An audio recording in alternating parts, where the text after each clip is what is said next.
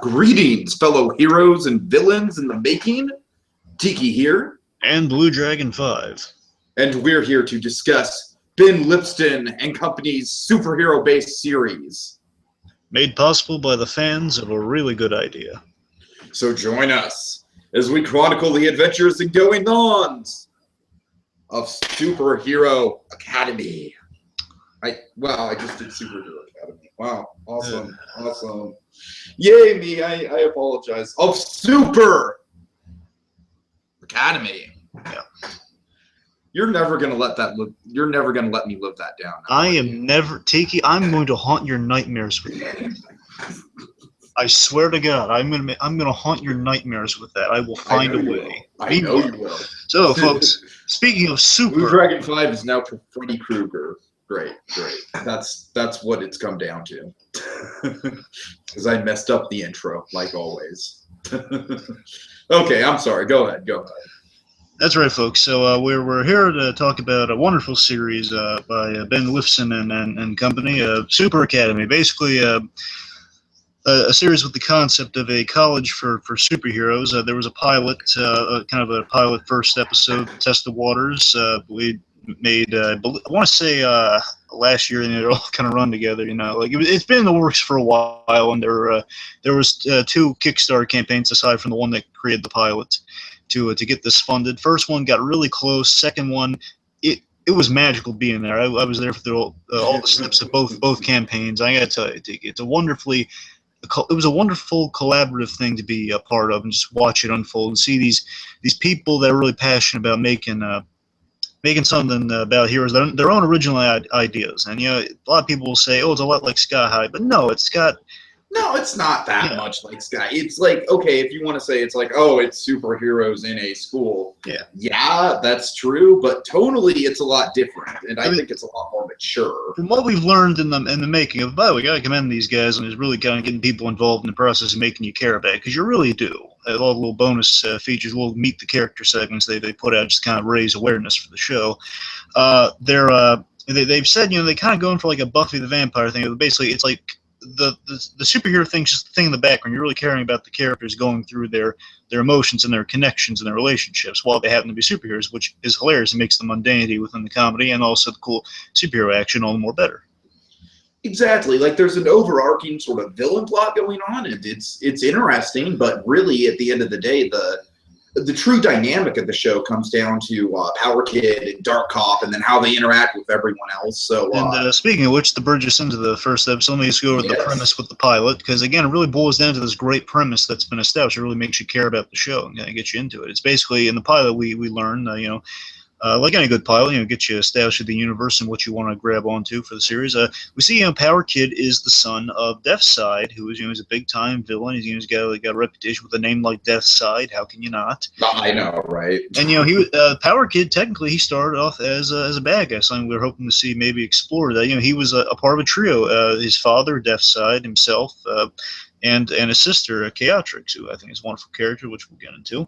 And essentially, at Power Kid, he has a moment of change. You know, he decides to go against his father and become a hero by applying to Super Academy, and the wonderful administrators there, Valkyrie and Gothel, they accept him despite, you know, some reservations over, man, he used to have huge connections to a villain, but, you know, we're going to take him anyway. You know, he's a young guy, wants to do good. Let's give him the chance to.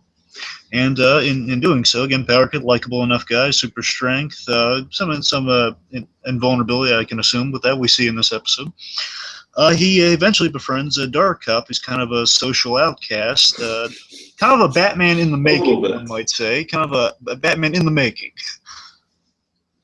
He's kind of like a Will Arnett Batman in the making. Yeah, it's like, by all means, I love the idea is like, he's not Batman, he's far from Batman, but it's like, he has a sense like he wants to be Batman in a way.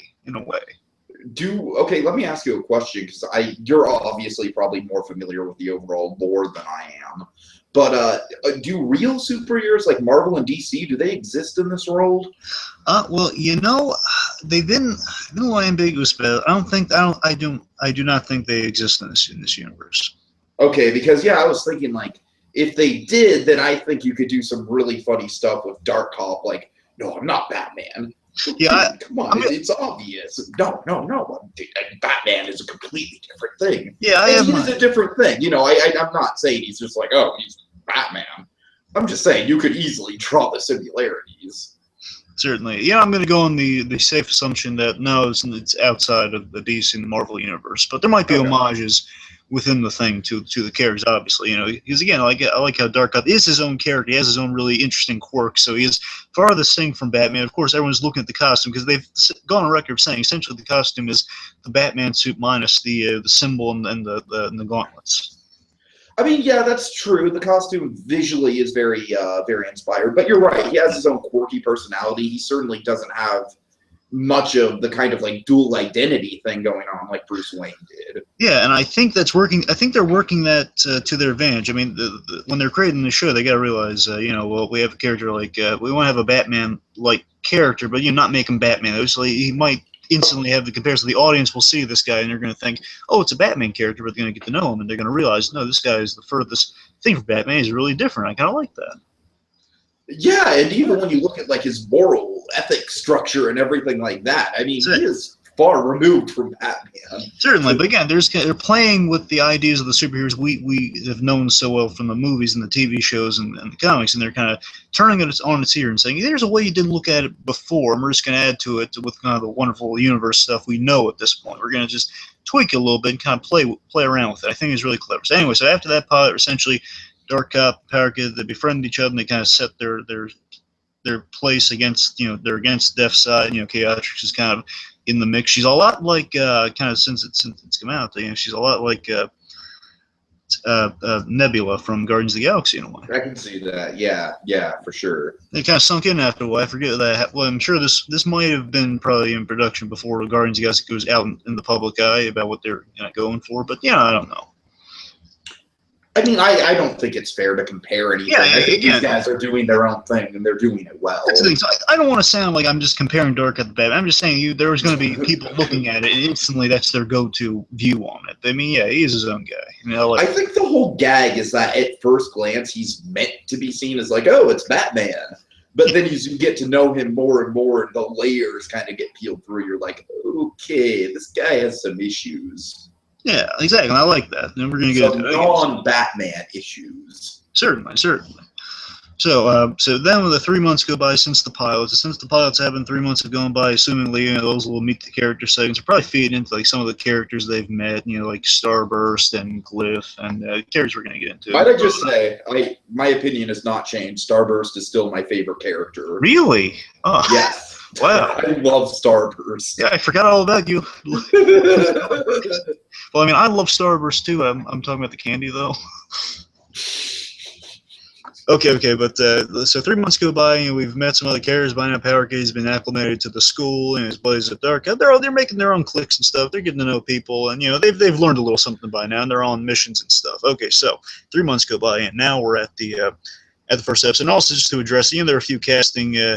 I don't know how many cast changes because there's also been some look changes, some upgrades, as you would imagine with like having another campaign. Like Dark Cop is a completely different actor, as you'll notice. There's a I don't know quite the reason why. I think it's like just other commitments. I'm guessing. I'm guessing that's what it is. Yeah, I think they both do fine. Yeah, for the most part, I can't really notice that much of a difference in performance. So yeah, I don't think it's fair to judge one way or another. I think it's one or the other. It's a solid transition. Like they're both kind of bringing this. The characters coming through more so than like who's playing them. I like that. Yeah, exactly. Working like a charm. So praise all the people playing Dark Cop. Okay, so we start the episode off. We have Dark Cop in the daytime. Again, there's a difference. Exactly.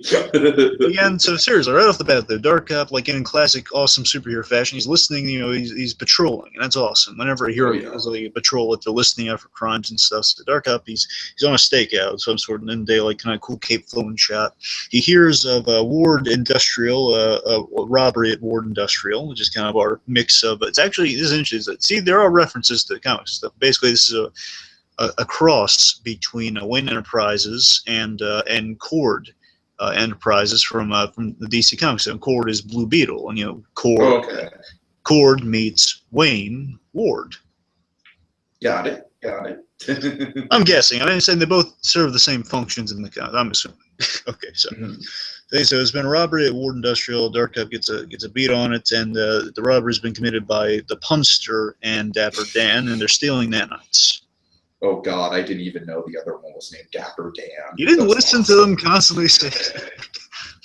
No, I was just so hot. I was so hung up on the Punster that I didn't even really notice Dapper Dan. And I just want to say, I'm going to get a little bit of this, especially later on. I have a little story might bend your ear back. I don't know if you've forgotten about it by now or not, but I was there during the live, very much almost all the live streams. So I know a lot of the stuff that happened, like production-wise, for the second campaign and the first one. Right. The second one coming around, especially because the fans were able to create these characters, Tiki. Yeah, I remember that. Yeah, and I remember these two guys being created, and it's just a fun collaboration. Again, there was a lot of great collaboration with the fans of this project. And they fully come to life, and these were just brought by fans. The Punster and Dapper Dan, they brought a suggestion, like a brief little character description with right. And they drew them, and now they're here. That's really fun. Yeah, it's really awesome. So Okay, again, so people what are watch these guys this show. Anything could happen. So then we yeah. have an interview with Ward himself. Kind of a Luthor, this Ward character, this industrialist here. He's kind of a Luthor-esque character. So, I mean, he has I got the sense of that, yeah. Less character, more he has an ego like Lex Luthor's. Like like the classic thing of Lex Luthor. One of the great moments for Lex Luthor. He walks into a room and says, "They pay him $1 billion. You have 1 minute of my time, gentlemen." And of course, he's totally undermining the interviewer. He's just like, "This is how the interview is going to go. You're going to ask me questions about the technology, and I'll tell you about the technology." So it's really a combination between Lex Luthor and Tony Stark. It's like he thinks he has the charisma of Tony Stark, but he's just Lex Luthor. But he does not at all. So he's Justin Hammer? No, I'm saying it's not that. He's not. Yeah, he's a lot like Lex Luthor, though, because Luthor will just be, I think he denounces anyone in the room just saying, okay, here's what's going to happen. Mm-hmm. And also, we should probably mention, big old cameo for the series. We got Louis Lovehagen. Sorry, I can never pronounce his last name. I thought it was him. That is him. I thought it was him. Okay, good. Yes. I wasn't going crazy. Yes, I was like, that totally looks and sounds like Linkara. That is indeed Linkara. Yes. Okay, good. Sorry, I can never pronounce his last name. It's like Lovehard or I think it's Lovehog. Yeah, something like that. I don't know. Sorry. Like that. Sorry, Linkara. Sorry. We love you, Lewis. Okay, anyway, so he's giving an interview talking about the hybrid energy cell, which I'm sure is going to play in down the line. This idea of like a hybrid energy cell, kind of an arc reactor, probably. Uh-huh. And so I love the Crawl too. There are a lot of, I'm not doing it justice, but the Crawl's like saying all the news reports and stuff, and also like some other stuff Ward Industrial's working on. And one of those things is a frictionless spandex with heroes are all a buzz about. So if you have super speed, you want to buy from Ward Industrial. Makes total sense. And in classic comic fashion, we have an intrepid reporter with a double alliterative name. So her name is Miranda. Right. So Miranda Mooney is our poor interviewer here. She just gets shafted by Ward here, and just he exits. Just leaves mid conversation. I love the realism of it though. He's like he takes off the mic, say I'm out of here, and he can't really hear him because he takes the mic off and he walks out of the room. That's attention to detail. There's some realism there. That's what people do when they exit interviews, like in real life when they're in a huff. Yeah. Ask Robert Downey Jr. Exactly. People always forget about the little mic thing. That's a real thing, people. If you're ever gonna do that scene, you gotta have the thing where the mic comes off. Right. Okay, so then we got Dark Up has triangulated location of the robbers. Punster's shtick is getting on Dapper Dan's nerves, as it really will on Dark Ops. Oh dear. So Dapper Dan's reporting in. I don't remember all of the Punster's puns because there's a lot of them. But there's just one after another. It's a funny quirk. I mean, I love the idea of the potential this guy could be Dark Ops Joker. I would love that if they play with that. That would be amazing. Now, I'm just. There's nothing supporting that. I'm just assuming because of how great the scene is. Because of how great the scene is, it'd be kind of foolish not to bring this guy back with Dark Op. Just because Dark Op is just so adamantly like, oh my god, his hatred of this guy runs deep. And it's not the guy, it's just the pun. Exactly. So Dark Op and Power Kid, they crash the party, kind of dynamic duo style, really cool. And one of the best parts of this episode happens.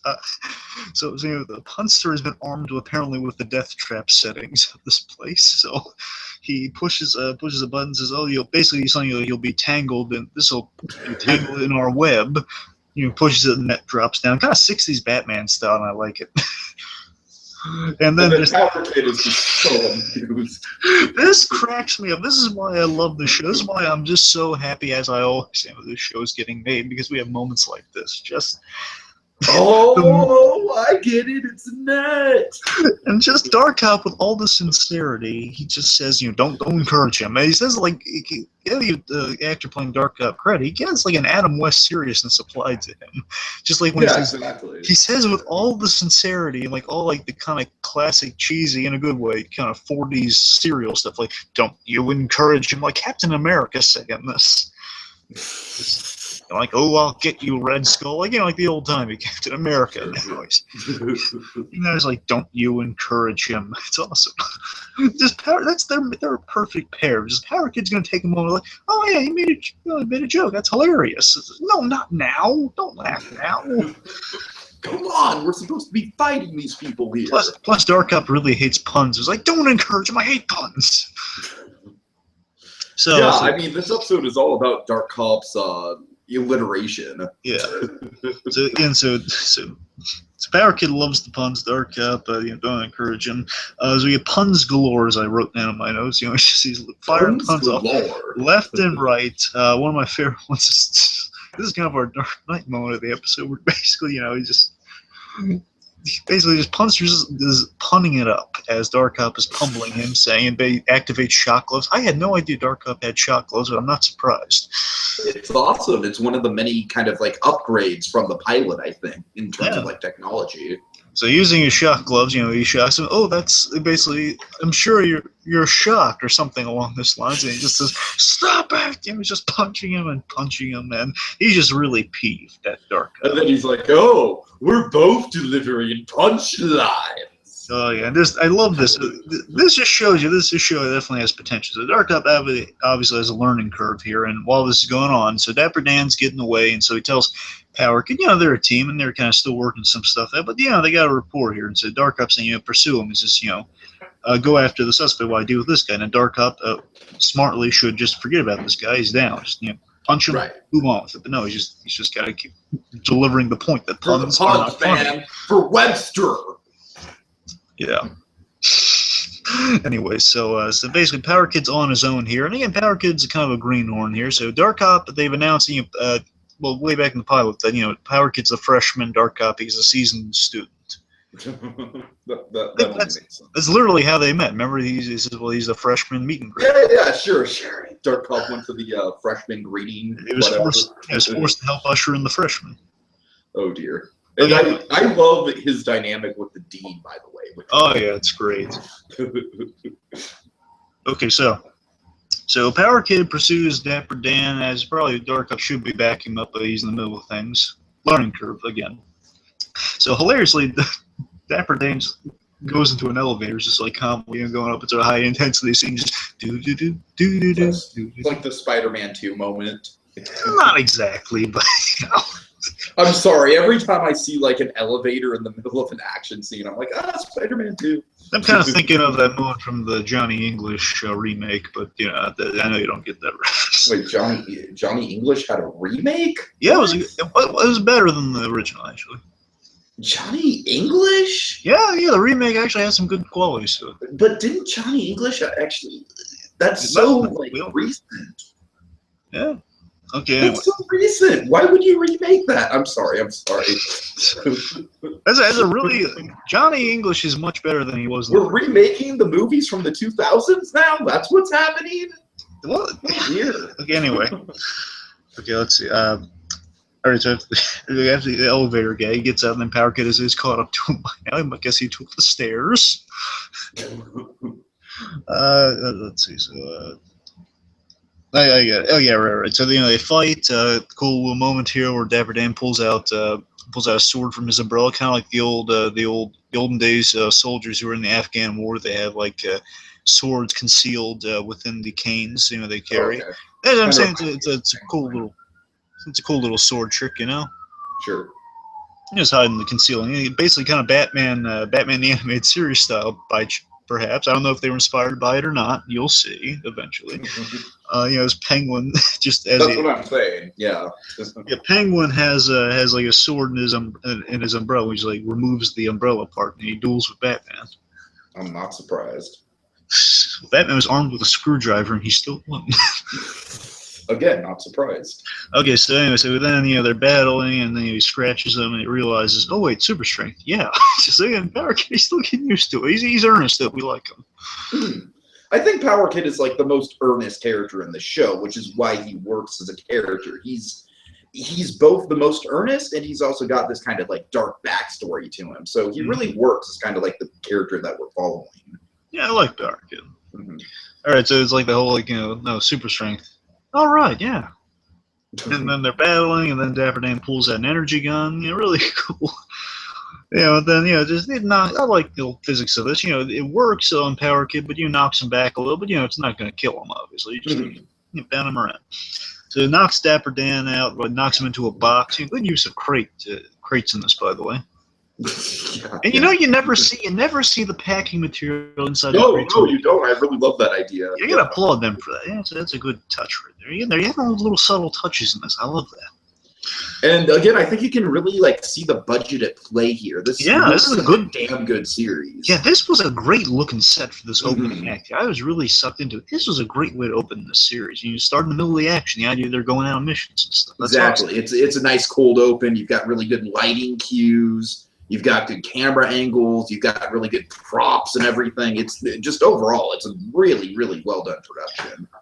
Okay, anyway, so as Dapper Dan's knocked out, Chaotrix saves him. Bum, bum, bum. Chaotrix, what are you doing here? Oh, man, I love Chaotrix. It's always great to see her. So she appears and she gets Dapper Dan out of there because, again, he's holding the cargo. Got to get that out of there. First and foremost, screw the punster. We got to get Dapper Dan out of there. He's carrying the merchandise. Plus, Dark Cop's still pummeling him. So then Chaotrix uses her her gadget to a smoke grenade. It's not just like one of Batman's a one and done smoke grenades. It's actually like a little device. So again, they're applying the physics to this. I like this. There's actually a smoke grenade, and of course the remnants of it are still around afterwards. It's going to play into it later on. So Power Kid's a little knocked aback by this, and then she disappears. And she's kind of like Batman, the awesome disappearances like that. Yeah, exactly. She really likes using the smoke bombs, and they joke on the commentary it can change the aspect ratio. I don't think that's going to happen going at this point forward because they have better production qualities, but Well, hey, man, Grand Budapest Hotel got an Oscar for playing with aspect ratios. You never know. No, I'm just saying the aspect ratio thing I think was hilarious and it'd be great. I'm not saying I noticed it, or I wasn't that smart about just noticing. I just think when they point out in the commentary, that's an awesome thing. It would be kind of neat if they kept that around. Yeah, that's what I'm saying. Like her disappearance is so awesome, they changed the aspect ratio, but it's fine. It's fine. Point she knows how to make an exit that Chaotrix. It's really cool. All right, okay, so she disappears, leaves her smoke grenade behind for Power Kid to pick up. That's very important. Valkyrie and Dark Cop have a little scene. She's not pleased.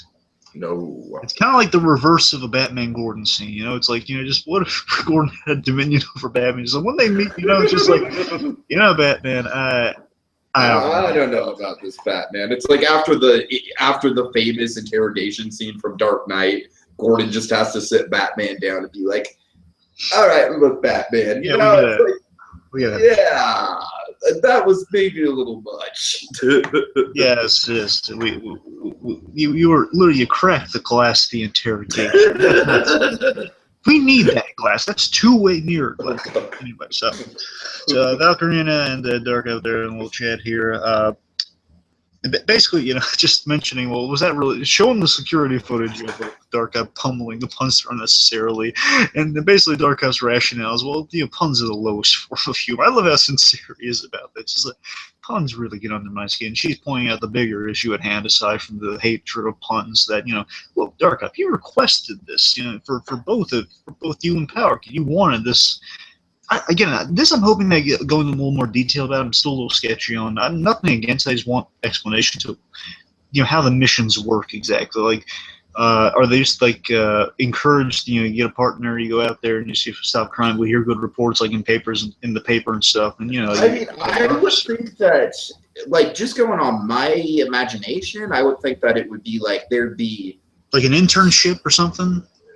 Well, I would think that there'd be like some sort of like person in charge, like sending people on missions.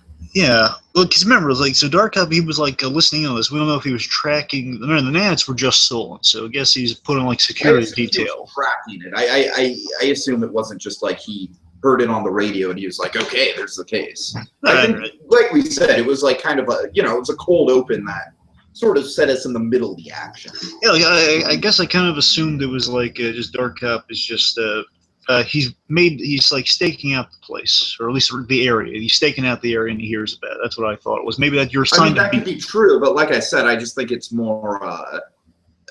I just get the picture like that. There's literally like one person who's like, you know, got like, okay, there's this thing that we need someone to do. There's this thing that we need someone to do. So like, okay, I think I got it. Yeah, it's just Dark Up probably was tracking these guys. Whether it's, okay, so he's tracking these. Yeah, I can see it. Yeah, I can see it. You're making a lot of sense now. Okay.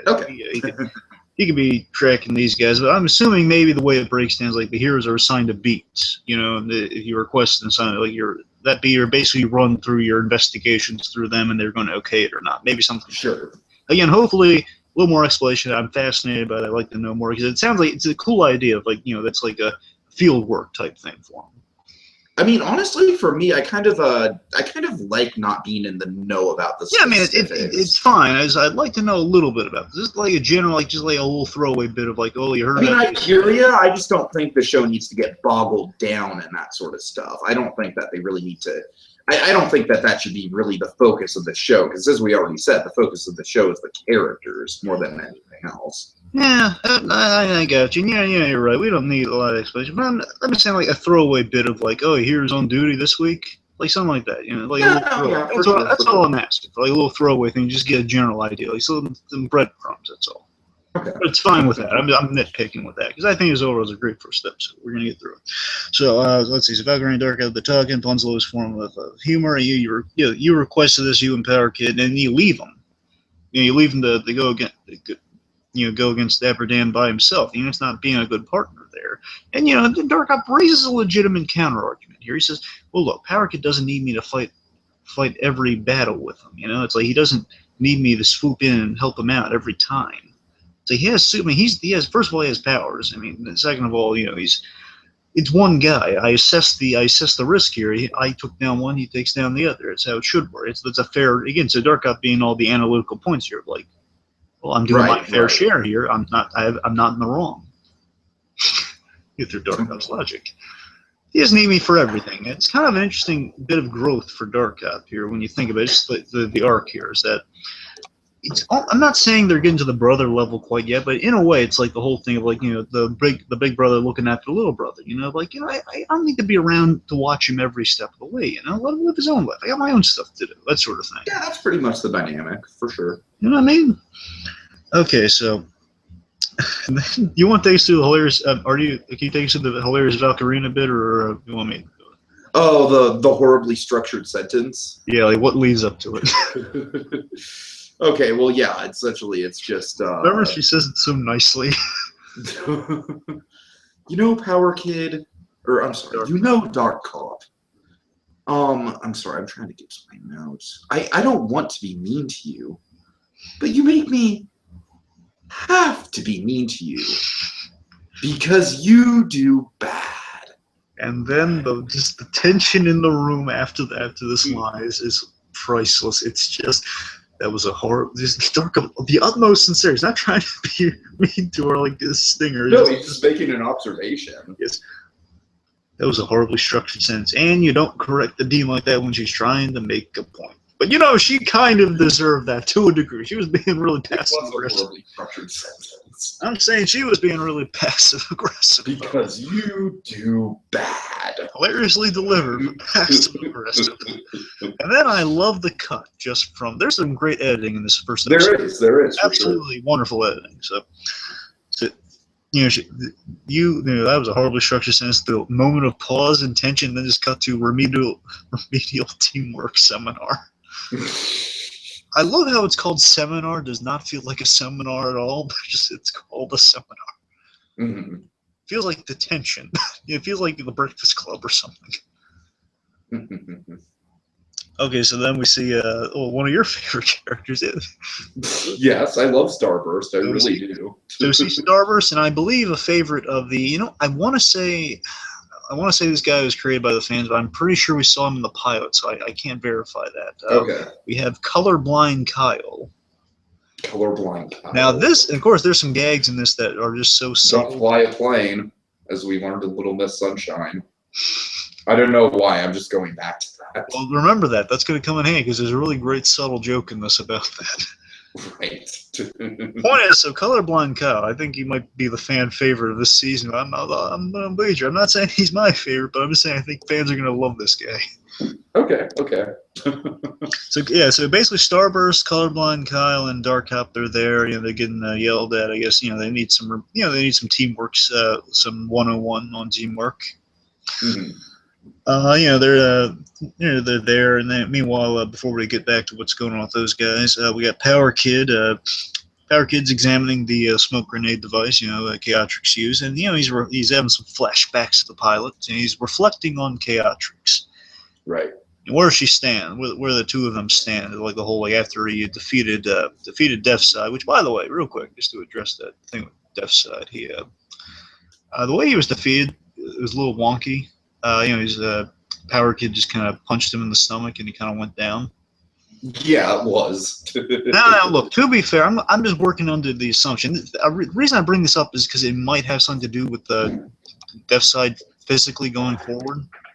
Okay. Is that Deathside? So we got punched in the stomach. It's from a guy with super strength. I will admit, it's probably because they didn't have the budget at that point. They couldn't make the impact really stick that much. Maybe. Yeah, right. And now they do have a budget, and they're using it beautifully. So we can't fault them for that. Yeah, they're not fault. I'm just suggesting the logic of so Deathside gets punched real hard, but it's like one of those punches. It's kind of like I'm going to stretch yours to justify it. Maybe it's kind of one of those fancy. I'm not saying it's exactly like it's kind of like one of the Bruce Lee kind of the two fist punch. Basically it's like a punch that the impact from the simple action really hurt him. Huh. It's like he has all the build and the punch and the sudden stop, and the force still carries through. With just the slight impact. I'm speculating, but we don't know the limits of Power Kid. We know he can lift the car with these, so he's strong. I can see that. Plus, I think the other thing is Deathside wasn't expecting it. It was a surprise on Deathside. He probably has a low opinion of his son too. That's probably it. Mm-mm.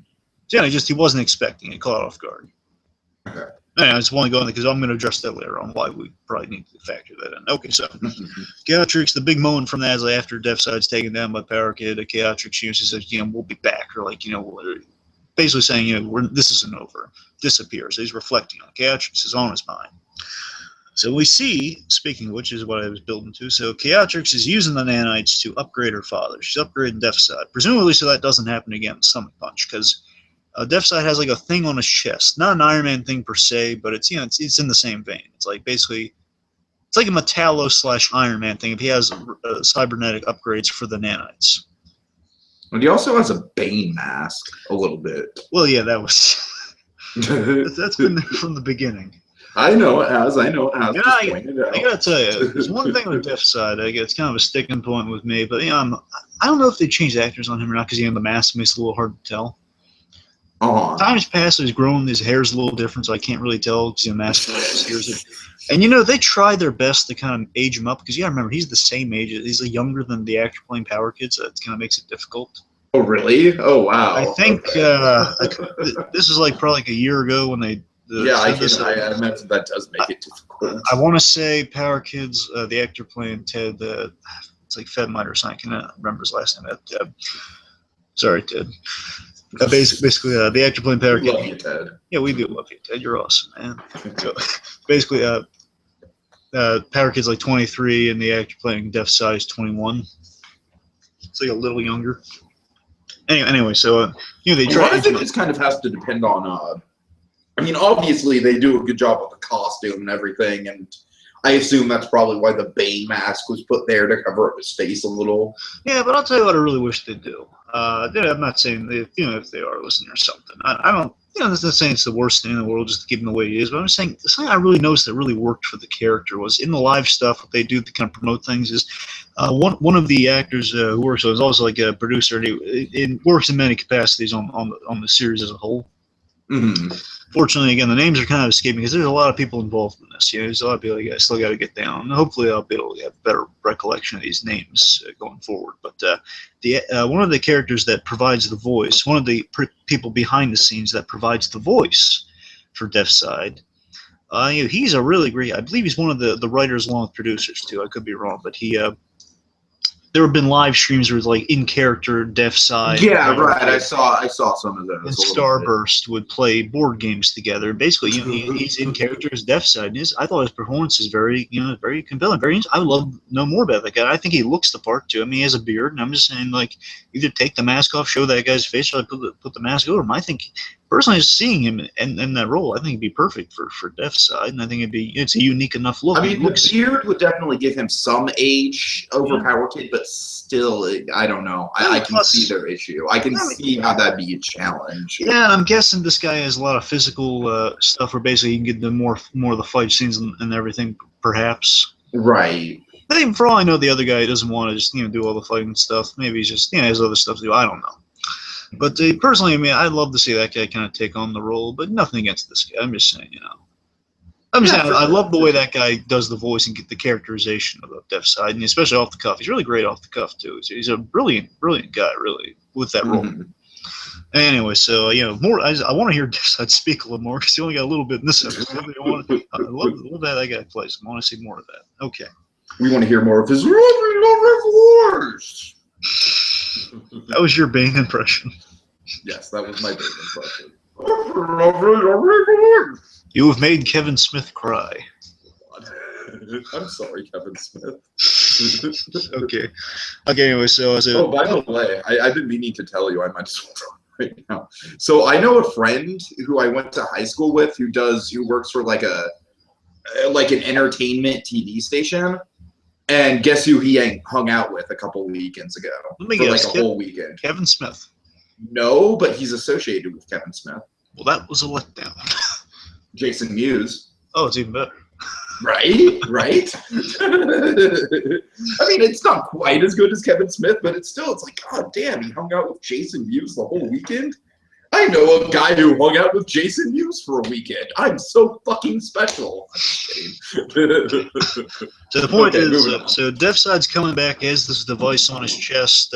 I'm assuming the nanites are fed through that thing, but also could be like a kind of like he's upgraded himself in many different ways. So we'll see how that plays out. I don't know if it's purely. I'm questioning if it's. They're probably not going to address it. They don't need to. I'm just speculating on if it's purely because Power Kid has some lasting damage with that punch, or if it's just him realizing, well, I don't want that to happen again, so I'm upgrading myself. It's probably the latter, probably. Right.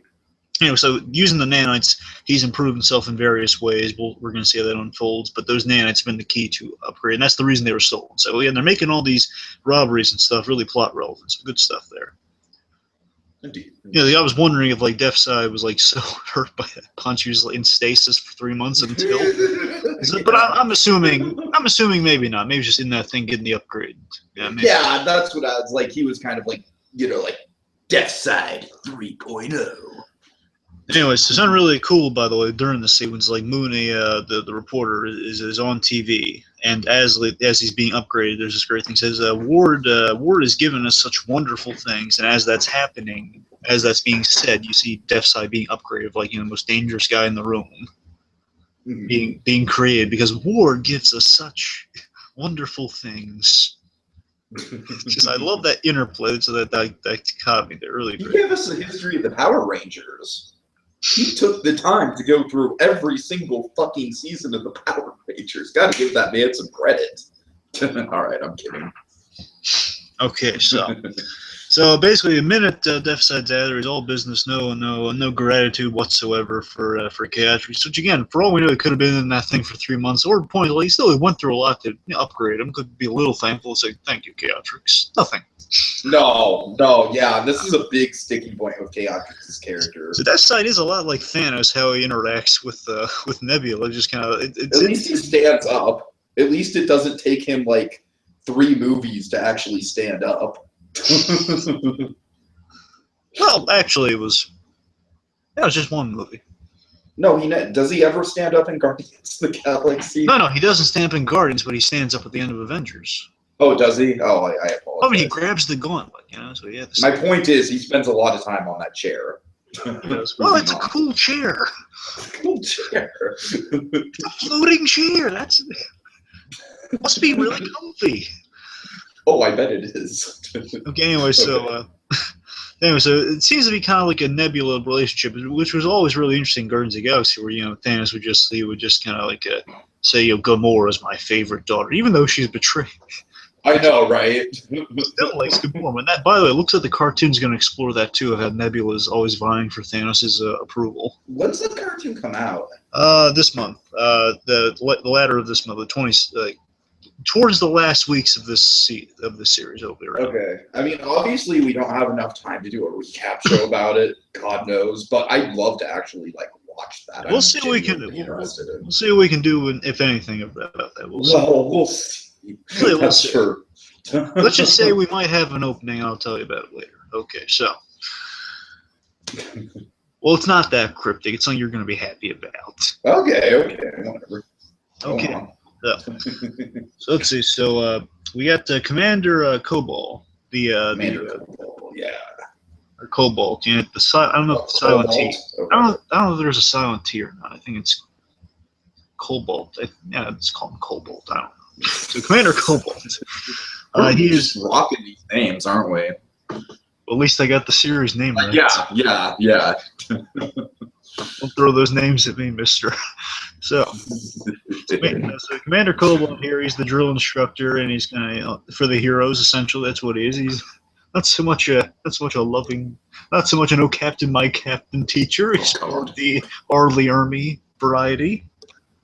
Yeah, pretty much. So he's instructing the heroes in teamwork via virtual reality pod simulator. Basically their mech suits, kind of the way Batman's going at the moment.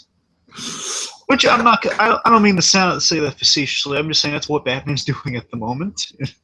Let's see what y'all do about your fancy dancing fancy powers. Exactly. And also, I love that, again, so Kyle might be a fan favorite for lines like this. So Kyle tries to point out that Dark Cup doesn't have any powers, but then just the little drill instructor just shuns him. He shuts him down. You know what? I better blast you back to kindergarten so you can ask your pretty little teacher why she didn't teach you no matters. Yes. So anyway, so then one of our favorite characters for this show enters, Corona. Yay! So, I really loved Corona from the little Meet Corona segment, and it's just basically she's kind of like a Starfire type character from Teen Titans, and that's a wonderful quality to have. Kind of like the foreign exchange student doesn't really get the stuff. She's really happy-go-lucky, emotional. Love it. Lovingly. She was probably the standout in this episode for me. I gotta admit. Yeah, it's like in a way I like she's like a positive version, like a much more non-cynical version of Dark Cop in a way. She's just she doesn't get the things like Dark Cop does. At least Dark Cop thinks he gets things to the point where he doesn't, which is interesting. And Corona doesn't really get all the intricacies of humanity. I'm guessing. I'm getting a sense of.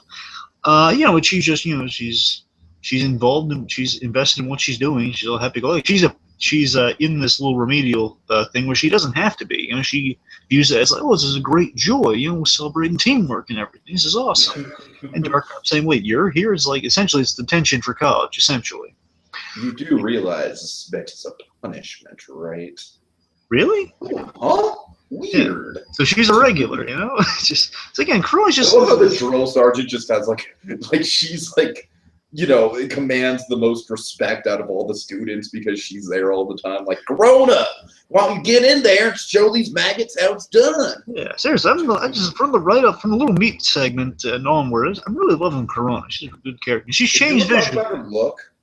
Oh yeah, real quick, Rose. Yeah, her look really has changed. Did you watch the Meet Her segment I recently? did. Yeah, so it takes to remind me what the look change was precisely. Well, essentially, like, she definitely had a way more human face. I mean, she had like the pointed ears, and she had like a little bit of like a like kind of green makeup, like right here. Yeah, I kind of nicknamed it the forehead ear, but I mean, I don't want to sound disparaging. I'm just saying it's cool. She has like a cool alien look to her. I'm just saying it's kind of what it looks like. It's like a forehead ear. I don't know. I mean, honestly, I like this better than the old look. I think it's just another example of them using the budget well, because it genuinely makes her look like an alien and not just like, ooh, it's a girl with pointy ears who has a weird thing on her forehead. Yeah, I'll tell you though, I have a minor qualm about it. I'm just getting used to this one. Just I forgot I didn't know they were gonna change the look like this. I mean, perfectly fine. I'm saying I kind of miss like the long. Didn't she have like long hair in the original? I think she did, yeah. Yeah, I don't know. It's a very minor thing. I'm saying I think I kind of like there was like not just the human thing. It's fine to just paint her up and make her look good. Yeah, it's fine. But you know, I kind of like the long hair. It's minor though. It's very minor. Sorry. Yeah. You know, I'm just getting used to this one. I mean, I love the character. I'm sure I'll get used to it instantly. You know, it'll be fine. But you know, I love the costume and everything too. The costume looks great. You know, of course they're probably upgrading the makeup because you know the budget and everything. That's probably why. So the sergeant's watching them and he's just like, let's see what these silky boys can do. Right. Okay. So let's see. So yeah, Corona joins in. They get into the pods, and then your favorite character. What happens? It is my favorite character. I know. No, I'm not knocking him. I'm saying it's fine. I like Star Wars, not as much as the other ones, though, but I like Star Wars. He stood out to be in the pilot, and he stands out. Look, with Starburst, he doesn't have like the most to do ever, but to me, he always has the line that steals the episode.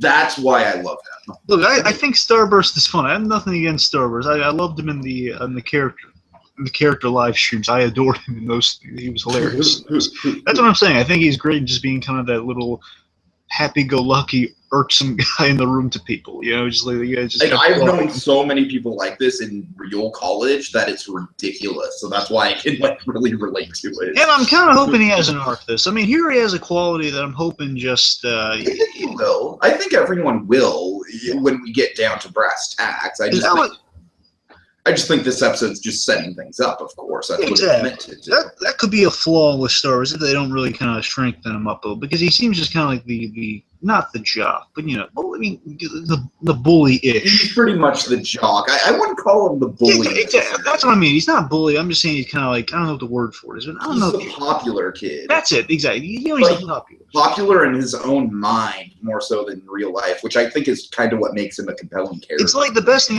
He's like the Letterman Jack guy, even though Letterman Jack was usually with the sports guys. I know. I'm just saying it's like, you know, he's not all bad. He's just he's self-absorbed.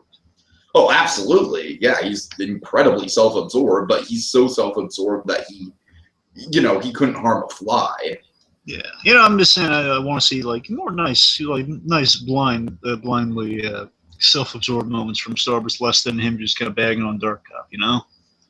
Yeah, we'll see. That's all. I'm just saying a little less ragging on, like, just, you know, something like that. I know, it's fine. At the point of Starburst, he has some, what was he saying? That was he disparaging Dark Cop here. Oh, God. Dark Cop, he goes into the simulator pod and he's like, this is a relic. Your mom's a relic.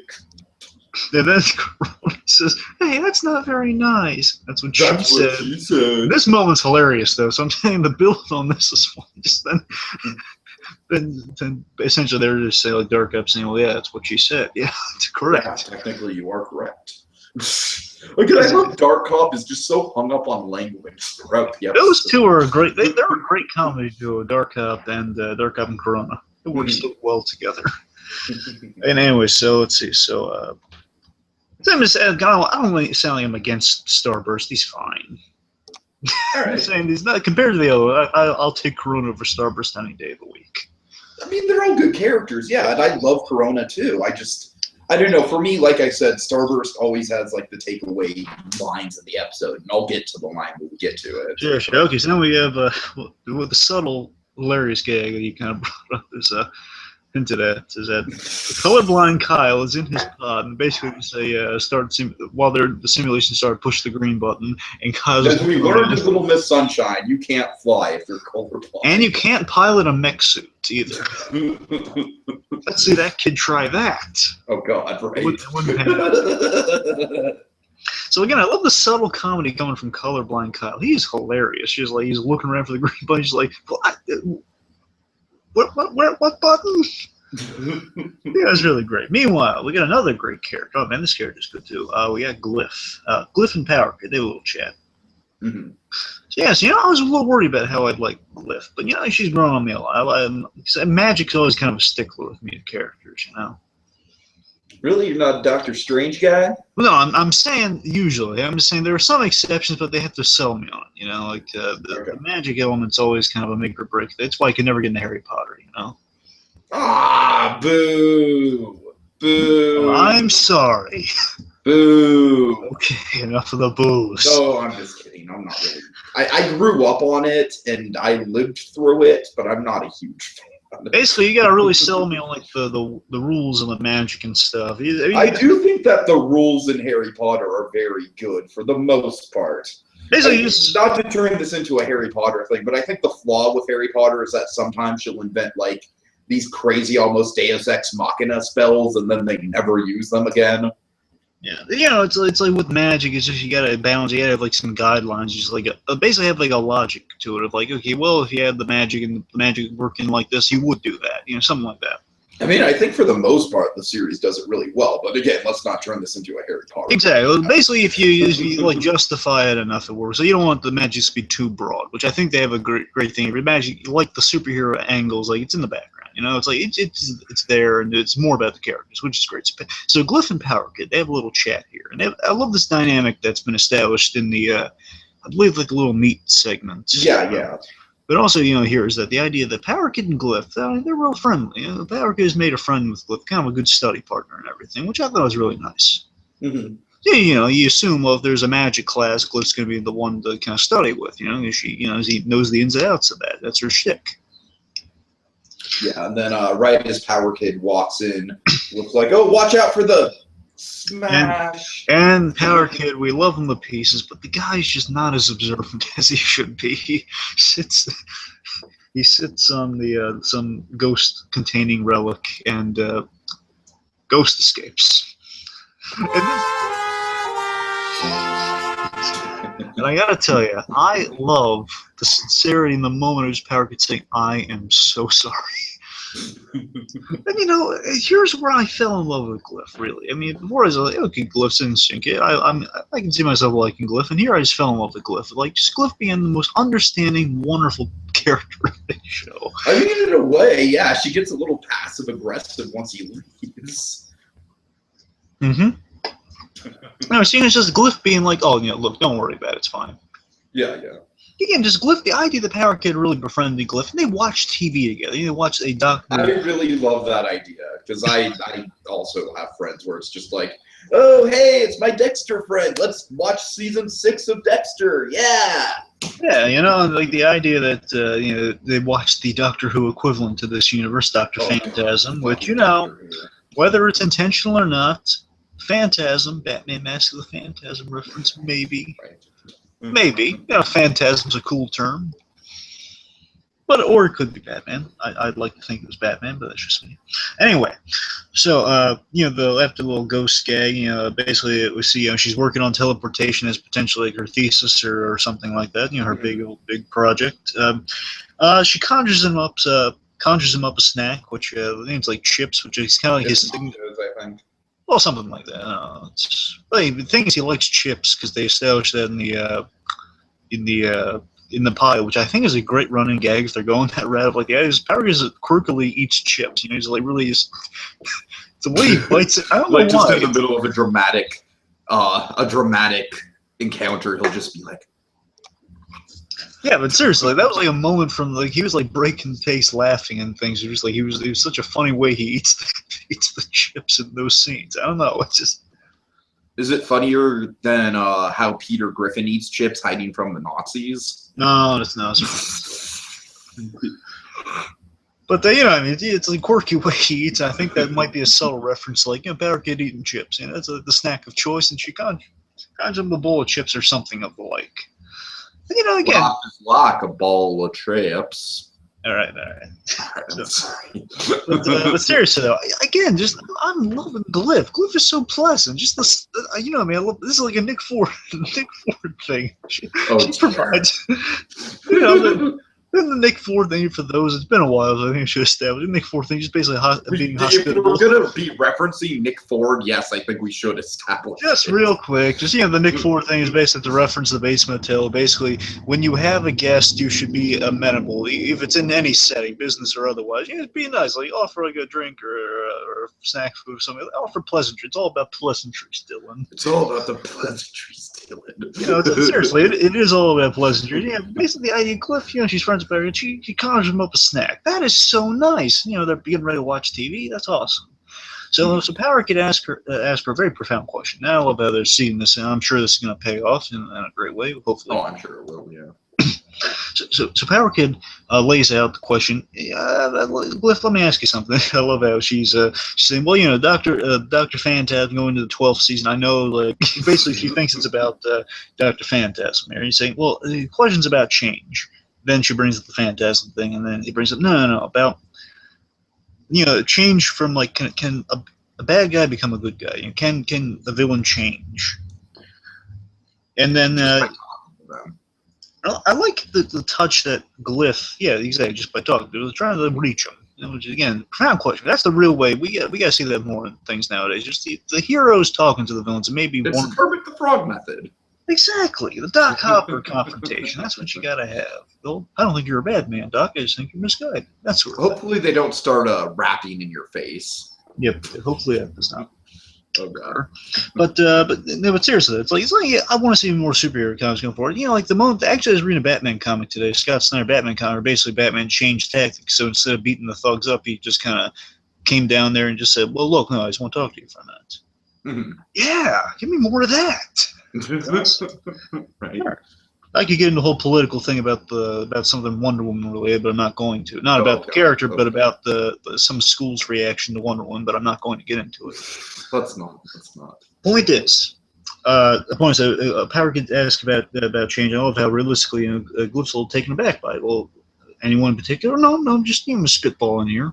And, you know, Glyph, she says, well, I mean, it's a little unorthodox, but here's what it boils down to. She says, well, a lot of times criminals, you know, feel they have no other choice. And that's a realistic, yeah, that's a real way to approach that decision. You know, well, sometimes they just feel trapped. You know, it's addressing the elephant in the room, like, you know, people are, you know, coerced in things sometimes. They don't have no other options. So they have to be bad. And sometimes things get mishandled, misunderstandings take place. You think they're beyond saving, and maybe they are in the range of saving. Sure. Anyway, so Power Kid, he thanks her. You know, he says thanks. He gets out of there because, you know, he's got stuff to do real quick, and now he's kind of had some enlightenment from someone he trusts. You know, Glyph. And then Glyph, again, one of the best lines of the episode. Also, Glyph just passive aggressively in a wonderful way. I love Glyph because of this line too. It just says, "I'm sorry, you want to say the line, Tiki?" Oh, sure. You know, we'll just catch the ghost. Oh, yeah. That's okay. I'll just get the ghost out. That's fine. All by myself. Yeah, basically just saying. And I expected Power Kid to bring this up, but he didn't because he was in a rush because of the information. But I think Power Kid would have done this had he thought about it. Just saying. She's mouthing and saying, "Oh, hey, Glyph, let me help you find that ghost." "Oh, sure, I could use that. It'd be fun." You know, something along those lines. I mean, seriously, you gotta love Glyph, man. I'm loving Glyph. And again, I never thought I would go the head over heels for this character because of the magic thing, but no, it's in the background. They're doing it smart. I'm liking that. And that's what this show is good at. Is it's good at just like, okay, these are the personalities, and really the fact that they're whatever their powers are, it's kind of like minimal compared to like how good their personalities are. Exactly. So meanwhile, during the training, during the simulation, what's going on? What's going on? Well, let's see. We have Dark Cop. Corona knows the layout of the buttons because finally the colorblind guy, he's just asking around like, where is this? Where is this? Finally. Yep. And then Dark Cop, he has a brilliant plan. Oh yes. Well, he doesn't have time to explain it. I'll tell you No. later. Like, I don't have time to explain. So he breaks off from the pack, and part of his major, massive plan to kind of stall for reinforcement, something of the like. Mhm. Unfortunately, while they're stalling, he still has 3 other people that are kind of getting creamed right now. He's breaking off from the pack. Communication is down. That's very important. And meanwhile, Starburst saying, "Oh, well, him gone, that's perfect. You and I can flirt." He's basically saying he's trying to flirt with Corona. Again, this is the stuff on Starburst. It's like it turned another degrees. I agree. It's a little like one note. Yeah, that's what I'm saying. I'm saying if as long as they spice them up with like great one-liners in the future, it's like as I'm sure they will. As the reason you like the guy, I'm saying it's great quality as there. So give me more of that. I want to see that. I'm just saying, like, it's like if it turns a little to the left, this could be very bad for him. It's him just being the dumb womanizing, stupid. I hear you. Yeah. Turn a little bit to the right, and he's just like the guy who thinks he's all that, but he's like fucking Johnny Bravo. Exactly. See, that's the balance there, and I think they're closer to the right than they are the left. But right now, for this first, again, it's the first episode. They got stuff there, and then bear in mind, these people probably have no influence on this whatsoever. They're all just coming out. Exactly. That's what I'm pointing out. We're working on spec here. Okay, so I assume they're smart storytellers there. They're going to make them turn out the right way. But, we'll see. Whatever they do, I'm sure they're going to sell us on this guy if we're not sold already. Mm-hmm. Anyway, so then everyone's panicking because, things are kind of going haywire in there because, Dark Guy's broken off from the pack and all they have is the wonderful leadership qualities of Starburst. Yikes. So, oh, boy, they're in trouble. So, meanwhile, Power Kid. This is a great sequence. Oh my god, this is brilliant. So Power Kid uses Dark Cop's computer. He's got kind of like again, working with the limitations they do have. They've upgraded things. Maybe they got to keep some of the iconic limitations. Dark Cop's. I love Dark Cop's kind of lair. Like just kind of this little cramped room. I think they changed the lighting on it, which looks cool. Mm-hmm. Before it was like just kind of this really cramped green space, which still looked fine. It made sense. Like Dark Cop's an obsessed guy. That works. And here it's just a little more cleaned up version, a little stylistic. It's nighttime. They're playing with the lighting more. Looks beautiful. But it's like the Dark Cop lair within the dorm. A part of me really likes to think that by this point maybe Power Kid and Dark Cop are roommates. I kind of just assumed they were. Yeah, that's the thing. I mean, there's no explanation because they're working really closely together. I'd like to think they're dorm mates or something. I would love to think that. It's like perfect dorm mates for each other. Yeah, I mean, it's such a cute concept in my mind of like, oh, they're like Bert and Ernie, Exactly, the one who's like pissed off and socially awkward, and the one who's like, oh, I love everyone. Yeah, exactly. It'd be like a Bert and Ernie setup if they're dorm mates, but they don't have to be. It'd be awesome if they were. Okay, anyway, so it makes the following joke make a lot more sense if they are dorm mates, but we'll see. Anyway, so Power Kid uses Dark Cop's computer. The voice ID comes up, and this is great. This is a Dark Cop voice imprint needed to access, and then pretty much Power Kid just like again, the actor who plays Power Kid is brilliant with facial expressions. Like I love how his eyes dart back and forth, just like statistics and big words. Literally, he says that literally, and just says, "Accept it." I love this. You think, hey, it worked. Oh my God, is Dark Cop just that predictable on the computer will take anyone? But no, computer smarts is recognizing Power Kid.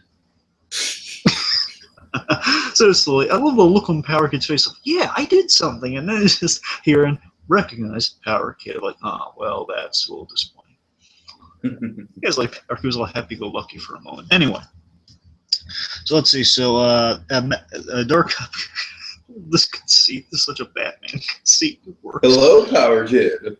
If you're viewing this message, then obviously the apocalypse has taken place, and you mean to avenge my death. I love how casual he is about it. I love how he has like an ounce of pride in that too. Of like, obviously you're avenging my death. I gotta tell you, seriously, looking between the lines here. That's kind of sweet for Dark Cop. Because Dark Cop has such, because he has such a, he is not like a a friendship is starting to develop between these two guys, and he gotten to know Power Go over 3 months. He's bonded to the point for Dark Cop, whether he will admit or not.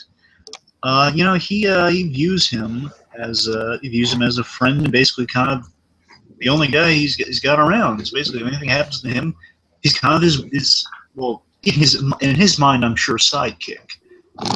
Yeah, in his exactly. mind.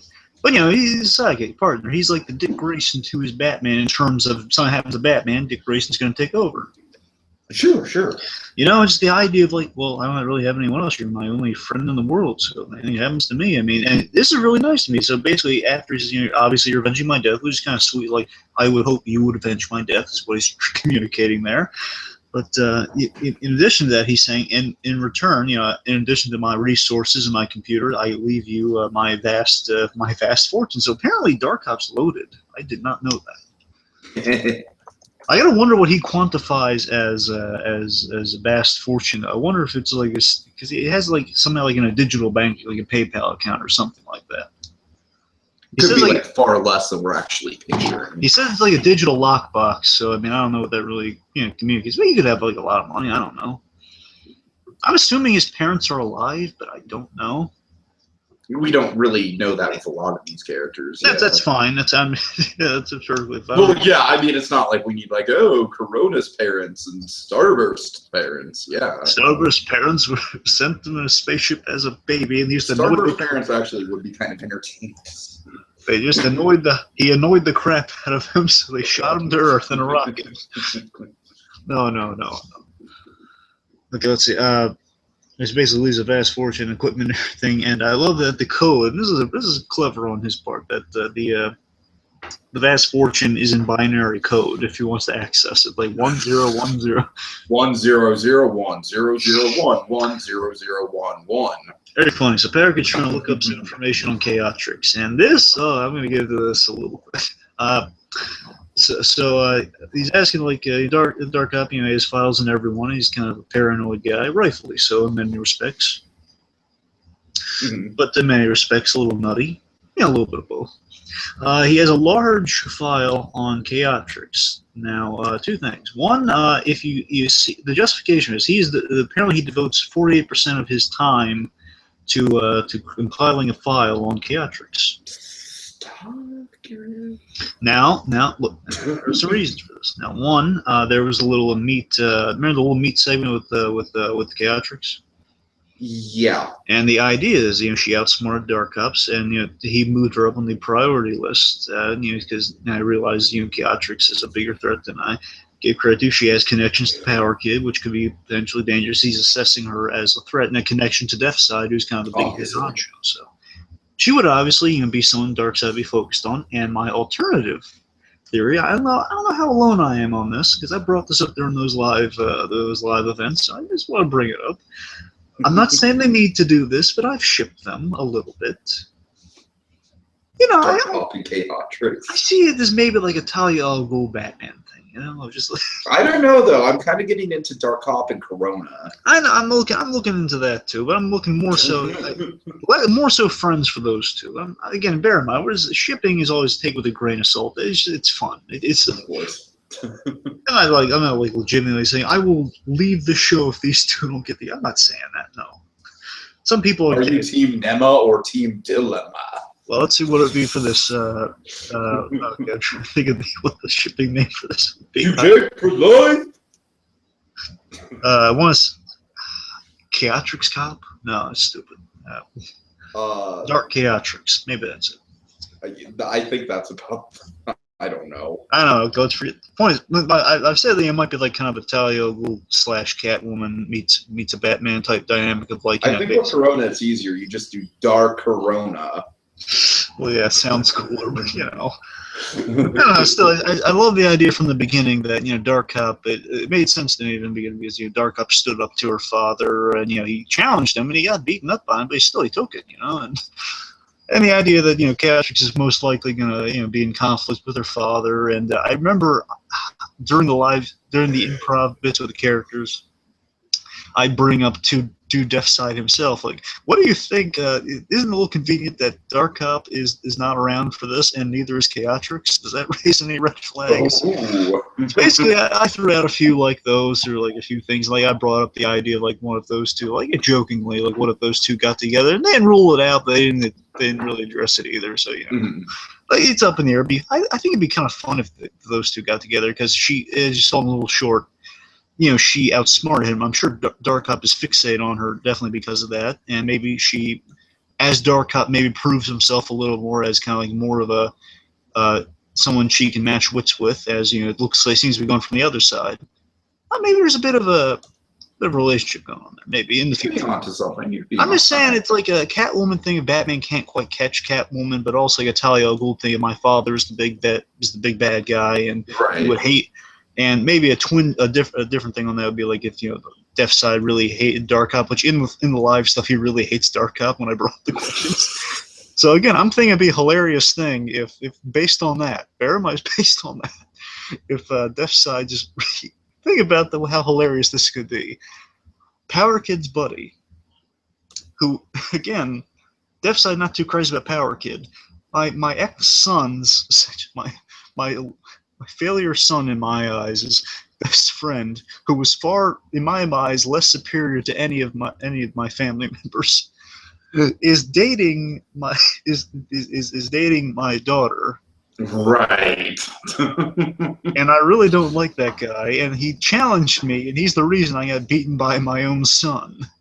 Oh boy. So I could assume many hilarious issues arising from that, but that's just me. And hopefully, if we get like a season 2 with another funding thing, or maybe it pays off by the end of this, like hints of it. I'm just saying, future could pay off very well, if not the worst thing in the world by any stretch. But shipping galore. That's all I'm saying. Right. Sorry, want to say that real quick. Okay, so then we got Corona. So what's happening with Corona now? Okay, well, oh god, she's literally getting into Dark Cop's head. Yes, I love this. I love that Dark Cop really hates having people and say, this is a weird thing to have someone who's echoing in your head suddenly. So again, so it's bringing the mundanities of superhero. I honestly think the idea of someone being able to read your thoughts is fucking terrifying. Well, no, I don't know if she can read those. She can go in people's head, though. Oh, okay. Well, she's like a telepathic link, but we'll see. I'm not really maybe sure what the difference is. That's the thing. It's like sometimes it depends like how far they can push the power, but maybe we can assume she can go into the heads and do stuff like that too. Let's assume that. Well, I'm just saying, man. God knows what dark shit Dark Cop's got rolling around. Yeah, that's the thing. I can imagine. Like, again, I don't want to ship because I really want Chaotrix and Dark Cop to have, and I don't want to ship Corona and Dark Cop too much. All right, fine. I'll be Team Darkona. Yeah, you be Team Darkona. I got nothing against that. All right, I'm Team Darkona. Like, I'm viewing those guys as friends. I'm viewing the other one as a romantic thing. All right. But regardless, I think it would be very interesting to see Corona get inside Dark Cop's head one of these days. I'm going to bring up maybe if we have time for spec, and to see those two kind of get through Dark Cop's issues. At least like understand him a little more. Right. I could see that leading to a relationship too. Of like you got in my head, I don't like anyone in my head, and warm up to each other. Maybe stuff happens after that. I don't know. Wouldn't be the worst thing in the world.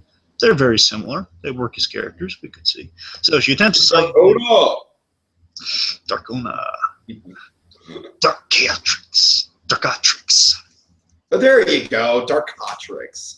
That's good. Darkotrix. Yeah. Okay.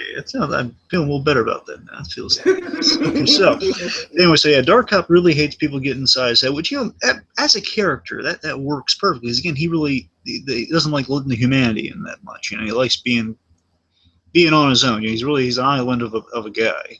Sure. Really hates people trying to get into his head. He thinks he can get into everyone else's head, but hates people getting inside his head. That's a good statement on the character with that bit. He says, Corona, get out of my head. Okay, let's see. So, let's Starburst. Okay, this is my line of the episode. I mean, in the middle of all this, Starburst is just on a freaking, like, a smartphone or something, and he's just like, oh man, I'm just totally jonesing on some Degrassi right now. Well, we were speaking of relationships, so why not talk about the crazy? I love that. I don't know. For some reason, just the idea of Starburst just in the middle of what is essentially detention, just being like, oh yeah, it's grassy. Yeah, that's what I'm saying. Like, more of that. Give me more of that with Starburst, and I'm fully sold on the guy. That's exactly why I loved it. That's what I'm saying. So I'm saying there's no hope lost on Starburst whatsoever. They have gags like that at the ready. I mean, come on. Okay, anyway, so Dark Cop eventually is convinced about helping out the team. He says, "Well, come on, you should." He says, "I'm devoting 48%." Yeah, he really has those figures now. The whole 48%. You got to focus on other people. That's 48%, which, again, dedicated to chaotrics. But with that, and basically Corona talks him into, well, can't you use that to help us out for a second here? Come on, please. then he does. Anyway, so says he looks in the situation. Oh man, things look really hopeless. Hopeless. Great edit. That is fantastic edit. That is a great edit. Seriously, props to the editor of this episode. Hopefully, he's editing the rest of the series. It's great editing. Seriously. So from the last thing Power Kid found out. So the last thing Power Kid found was like there were at least 108 possible locations because again, Dark Cop very comprehensive. That kind of bites him in the end too because he has like maybe too much information and it clouds things.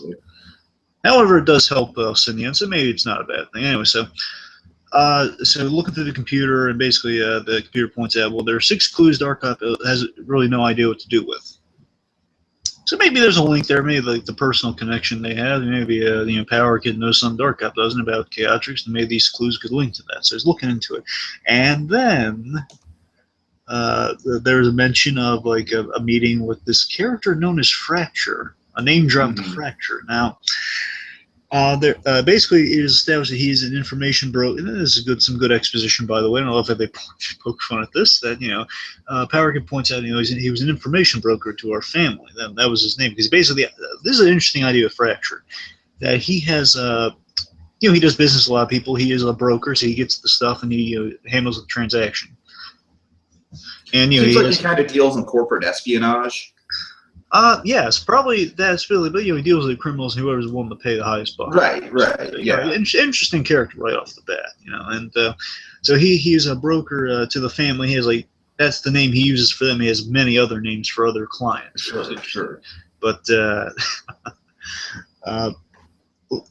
let's say also before we get to that, so the computer asked about the exposition, essentially saying, "Are you trying? Why?" Basically, essentially saying, "Why are you telling me all this? Why are you speaking out loud like that?" And says, "Are you searching?" He was an information broker to our family. They basically point out, that's a little okay. He's just saying this to himself out loud, but computer's calling him on, which is funny. Mm-hmm. So using that information about Fracture, he narrows down the search with Fracture, ruling out locations based on Fracture's business rules, which is never meet near a highway, always outside and away from occupied buildings, which you're narrowing down all the locations. Dark Uptown. They nail it down, and I guess real quick, just to get out of the way.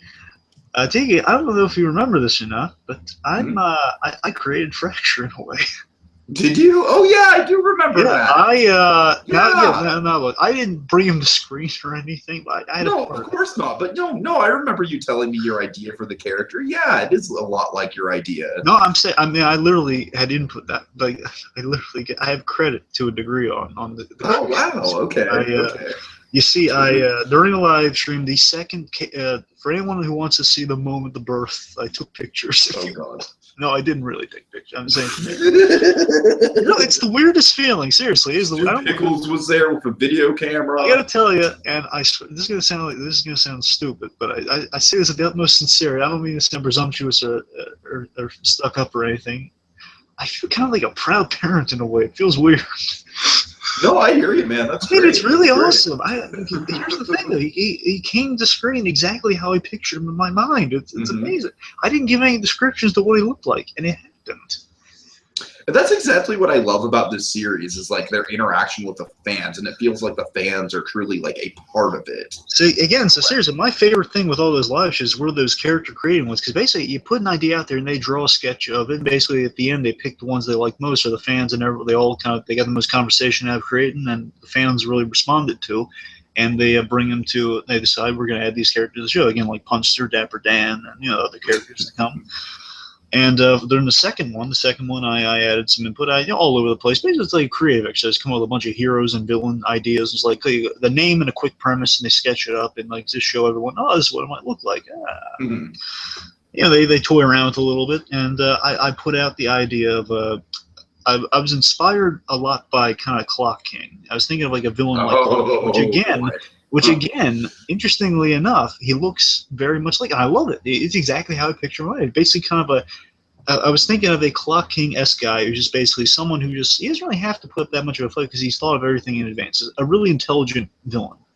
Mm-hmm. Now, originally I thought of him as a villain, just intelligent villain who basically could see if someone who could really be a great opposite to Dark Cop, like a great companion to Dark Cop in a way. That Dark Cop, he thinks he can read people really well. He can to a very large degree. He knows people. He can pick locks and stuff and everything.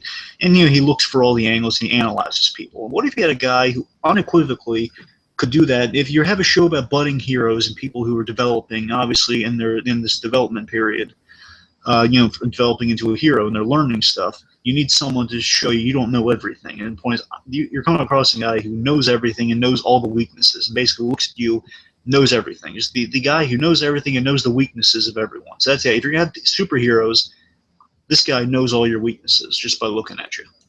Right. So this guy comes prepared. He knows your weaknesses, knows everything. That's essentially I put down. Name's Fracture, and he size up all the hero's weaknesses. He just looks at me, knows the weaknesses. And that developed into Fracture, the character. He had a hat originally. They got rid of that, but they kept the cane and the shattered glasses and like the well kind of dressed manner similar to the Clock King, and it looks great. I feel like such a proud parent. So, and I am extremely happy with how he turned out. I love this character so far. I'm very happy. Well, that's good. I'm happy for you. I'm a proud papa in a way, and I'm happy.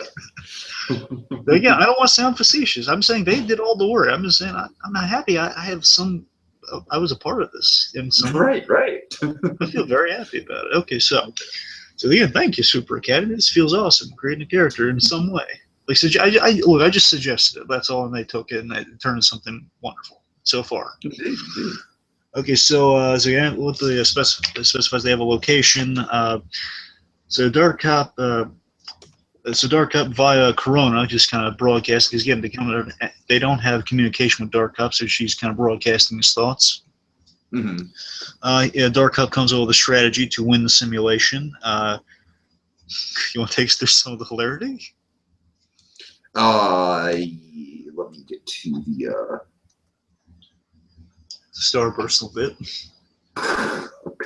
Starburst broke a nail for one.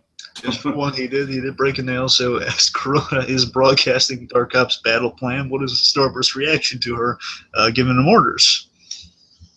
Well, that's not really my expertise, but for you, baby, I'll do anything. Yeah. So also we see a hilarious bit where like Corona's giving herself orders, and the colorblind Kyle is just giving like a what? What? I love the idea of Dark Cop like giving Corona orders through her mind. That's fun. And then there was a hilarious bit, and I love this, and this is why I'm convinced people are gonna go nuts for colorblind. For colorblind Kyle, and I love it. Kyle says basically like Corona communicates like Kyle finish this or like deliver the final blow, and like I'll just for my family. So gung ho and enthusiastic. For Alderaan. Exactly, for my family.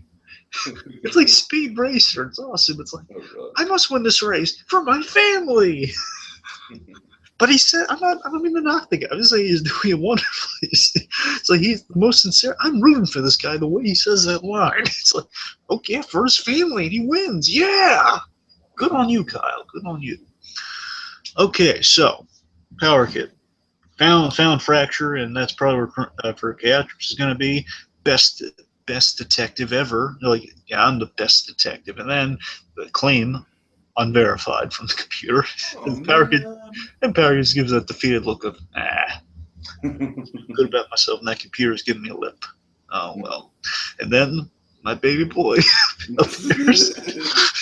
I'm kidding. Can you handle this without, like, getting all sentimental about it? No. I'm kidding. It's for the smartest one to mention, you know. So basically, the birth of my baby boy, the birth of the Fracture comes. Okay, I'm serious. Was that a Godfather impression? Look what they did to my boy. Oh God, good job. Okay, but seriously though, enough of the sentimentality. So seriously, Fracture, I do really love this character. Not just because I had a part. I really do like this character. I think he's really cool. I mean, naturally, if you had a hand in inventing him, then obviously it plays to things that you enjoy. So. That's seriously. Again, this might sound foolish, but I mean this genuinely. I think even if I didn't create this guy, the way again, there's no way this guy happens without me bringing him up. But seriously, this guy I love the way they play him and everything. The actor who portrays him, he's really great. He has his presence with him, and he has his. I like how he's not a superhero. I like how he kind of exists in this world as kind of like a free agent in a way. Again, a really interesting backstory. So that's something they did though. Here's the thing: I didn't specify. I don't think I specified villain, if I remember correctly. So they took it much more clever than I did. They made him like kind of just a broker all around. And there's actually a Batman character called the Broker in the Arkham games. And I really love this idea of a character. He's the guy who buys the warehouses and the locations for the supervillains. He furnishes them. He does all that stuff. So he's the mundane character, the broker in the Batman guys. And this guy has a similar quality. He just brokers the information. He collects a big profit for it. So basically, awesome. I am assuming, and I could be wrong here, that he probably paid someone to steal that information. If he didn't do it himself, he's skilled. Someone gets the information, they give it to him, he cuts him in for a chunk of the change that he is getting from the sale of it, and he still has a large amount of the profits. Mm-hmm. And he also forms a lot of relationships, and he has a lot of cover identity. So this guy's very clever, very brilliant. And what I love, and again, there's add a lot of great stuff to the character I never would have thought of. But he has a meeting with Chaotrix, and again, there might be another shipping thing going on here. Oh, I wouldn't go that. No, I'm not saying it's going to happen. I'm not saying I even want it to happen. I'm just saying I see potential seeds of it because of how they interact. I got to tell you, this guy playing Fracture is really charming. I'm not building him up. I seriously think this guy's got some great charisma. He meets with Chaotrix and says, Chaotrix, radiant as ever. He does. I'm not saying that's. I don't think Chaotrix is very put on by that, though. I think she's kind of like, shut up, ball. Oh, that's the thing. I think she's not completely put off by it, though. That's the thing. It's like she kind of. I have to watch it again. The thing is, she offers him employment after that. So I'm saying, I think she kind of. Very regardless, true. I think she kind of likes working with the guys. Regardless, that's all I'm saying. I'm not saying it has to be a shipper or anything here. Look, yeah, I don't want to go too nuts with the shipping. I just want. Yeah, I'm just saying. Yeah. I'm just saying, like, yeah, I'm sure. I would love to see what the shipping is for the show. Actually, what the people are going to say about it. Oh God. I wonder if Starburst is going to be shipped with one. I would love it if Starburst had like the most genuine romance of the whole series. It'd be very impressive. What fits with Mother Noose? Okay. Oh God. Okay, anyway, so. Point is, the Fracture, he's got a pre-existing relationship with Chaotrix in terms of they know him, they've done business with him before. Chaotrix, Raiden is there. So whether he means that or not, we'll see. But they have a transaction. He gets a boatload of cash, in a suitcase, for essentially cash for lab blueprints, communication frequencies, and security algorithm cipher. So again, really, Fracture really delivers. Mm-hmm. And I'm supposing the idea is, Fracture he probably had a hand in, again, Clock King style almost, kind of plotting the robbery. I'm assuming, like whether he did it himself or whether he instructed other people to do it, he saw the weaknesses in security to get all this information. So again, Fracture using his power, making it work. Yeah, power or ability. Yeah, or ability. I don't know if he's natural. I didn't really specify if it was. I said it was his. That was his gimmick. I never said it was a power is the skill. Right. Okay. Anyway, so because he is a freelancer, it is brought up by Chaotrix. Have you ever thought about doing a more exclusive deal? You've done business with my family before, and Fracture, being the businessman that he is, he mentions Well, if your father's comeback is as big as reported, maybe. And then Power Kid shows up, and Fracture's a really awesome moment. So the minute, and I love this. So Power Kid shows up, and he essentially interrupts the Power Kid interruptus, one might say. Fracture is peeved because, again, you know, like, all the specificities of his meeting place. You know, no witnesses, no one around, like only the person, as you would if you're doing business. You don't want any complications, otherwise you get arrested. You lose all your business. You know, again, he's kind of like, Walter White and Jesse Pinkman know all about. Yeah, exactly. I'm more so thinking of the vacuum cleaner salesman. He's exactly like the vacuum cleaner guy. Remember, if there are any complications, he's out of there. Right, yeah. You call him one time. If you don't show up, you're screwed. But, you know, Fracture, though, he basically said he's peeved that, you know, you said you were coming alone. Basically, you're breaking ranks. So basically, you said you were coming alone. They uses his cane to teleport. Boom, like a boss. I did not see that coming, and I was so impressed by that. Just like, wow, that is awesome. And at first I thought they got rid of the cane, but no, he used the cane to teleport. Oh my god! Right, the cane is like his thing. Yeah. And I'm just speculate here again. But I don't know what they're doing with this guy exactly, but I'm gonna guess because maybe skill or power. Again, I don't know how that works, but he can see. I don't know if it's like the fractures of time or something. But he can like see the fractures ahead of. Almost like he's seen the fracture points within the universe, so he can teleport. Something along those lines that allows him to teleport. You know, he somehow has devised a way to teleport. He saw the fractures, the weaknesses, like the little. He knows how everything works. That's the point. Mm-hmm. The point is he knows the workings of how to teleport, and then basically, interestingly enough, Fracture has found a way to do this, while Glyph is finding a way to do this through magic. So Fracture's ahead of the game. I didn't even think about that, yeah. That's the thing. So Glyph's still figuring this out. She has power. So whether Fracture has it or not, whether he's just a brilliant man or his abilities allow him to see. If it's like sort of Stark style like technology, or if it's like his own physical conjuring, we don't know yet. Or again, perhaps like the way his powers work. I think at one point when I was typing the thing, I speculated like, well, the way he sees like all the string. Don't do the strings. Seems like all the strings of reality or something, like the big pane of glass that is reality with all the cracks, and like he knows how to slip through the cracks, and that's maybe a justification for the teleportation, which again I didn't see coming, but I'm very happy with. Okay, so again, love Fracture, a very proud parent. I'm sure you are. I'm kidding with that. Super Academy creators, thank you so much for putting him in the show. Please don't kill him off yet. Don't kill him off at all, but if you do, please make it awesome and don't do it yet. Okay, so Power Kid and Chaotrix, that little chat. Take us through it. Well, first of all, obviously, Chaotrix is a little bit peeved, like more than a little bit. She's just like, he totally just ruined everything. So she's pissed, and Power Kid is just like, we need to talk. Chaotrix, she's like, well, send an email. I'll be sure to check the spam. Oh, Chaotrix. Again, just real quick, because I don't know if I mentioned. Yeah, why Chaotrix is such a cool character. You know, she is kind of like that Nebula-like character. You know, she's just like, she's very skilled at what she does. She has a chip on her shoulder, and she has a pretty. But she obviously has a very internal conflict about what she's doing as well, and she doesn't let that show to anyone. And kind of similar to Dark Cop, she I'm not just saying this for shipping's sake. I'm serious about this. Kind of similar to Dark Cop, she's avoiding her issues. She's like she's pretending there's nothing really wrong with that. And she's saying, well, everything's fine the way it is. She's not really addressing kind of her internal flaw here. Sure. Yeah.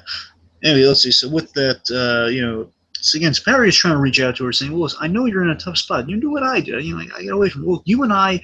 Essentially, he's picturing the Star Wars plan here of like, "Hey, look, you and I, we can overthrow this guy." Essentially, that's what Darth Vader said to Luke. "Hey, you and me, we can overthrow the Emperor. We can rule the galaxy, father and son." Maybe Luke, father and son. Yeah. Father and son. No.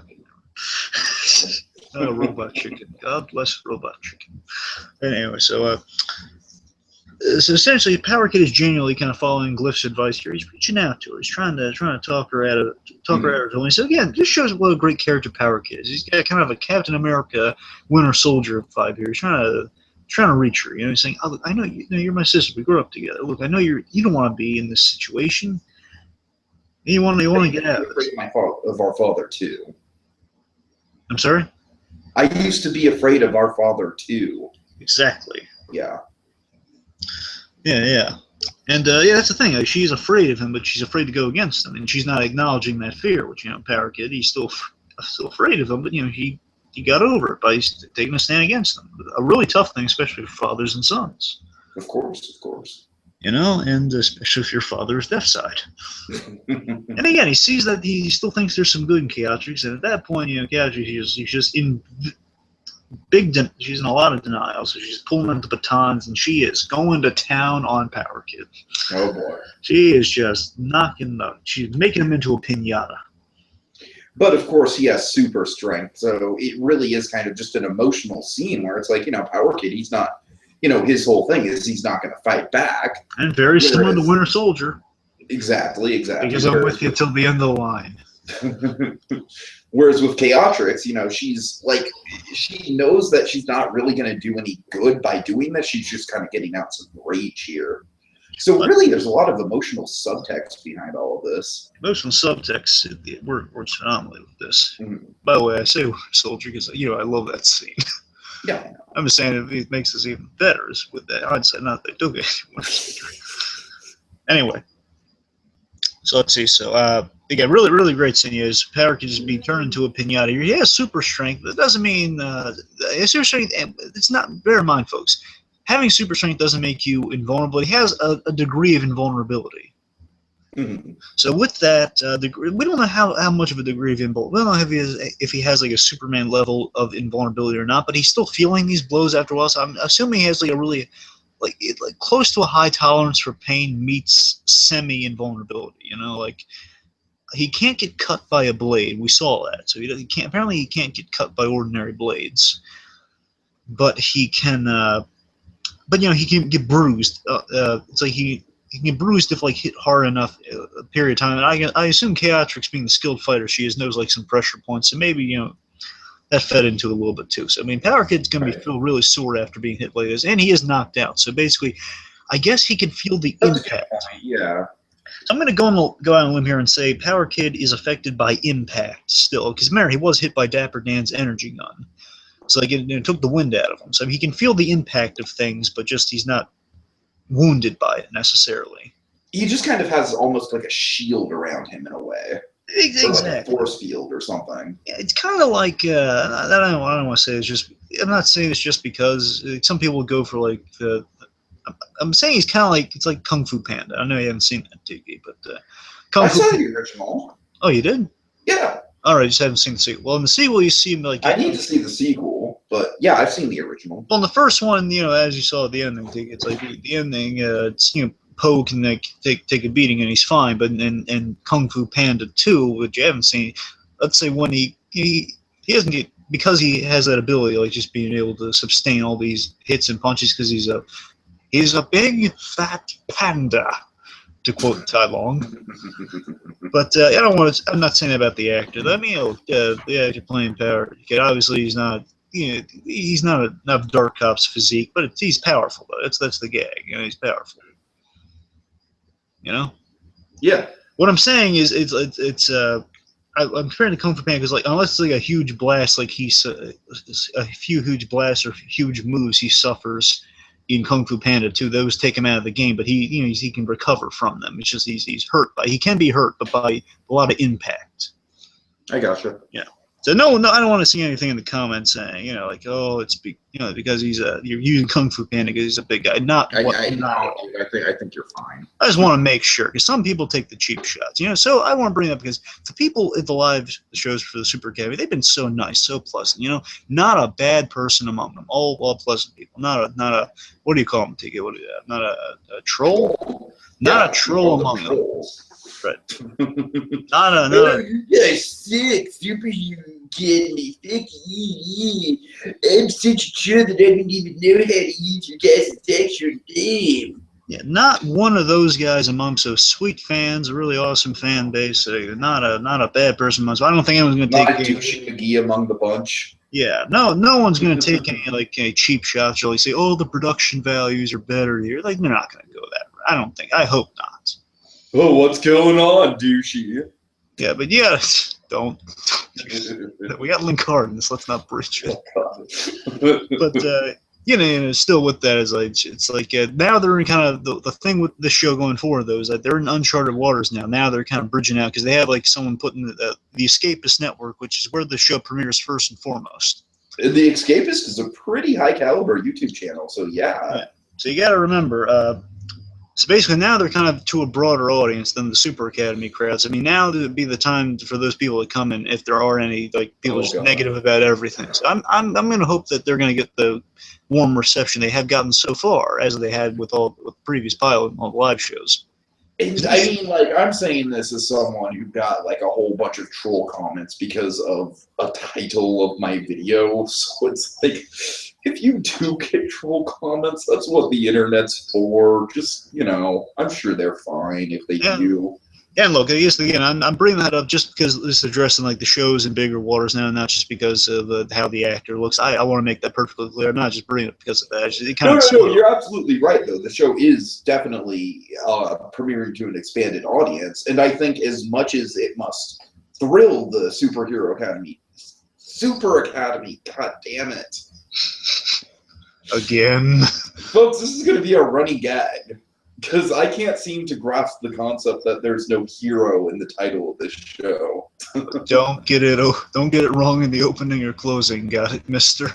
I make no promises. I mean, you know how bad I am. That's all. I will find cue cards and I will put them.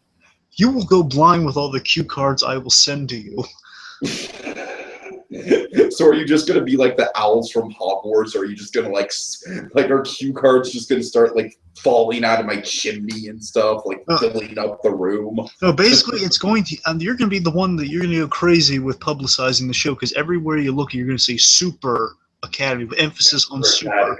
Super Academy.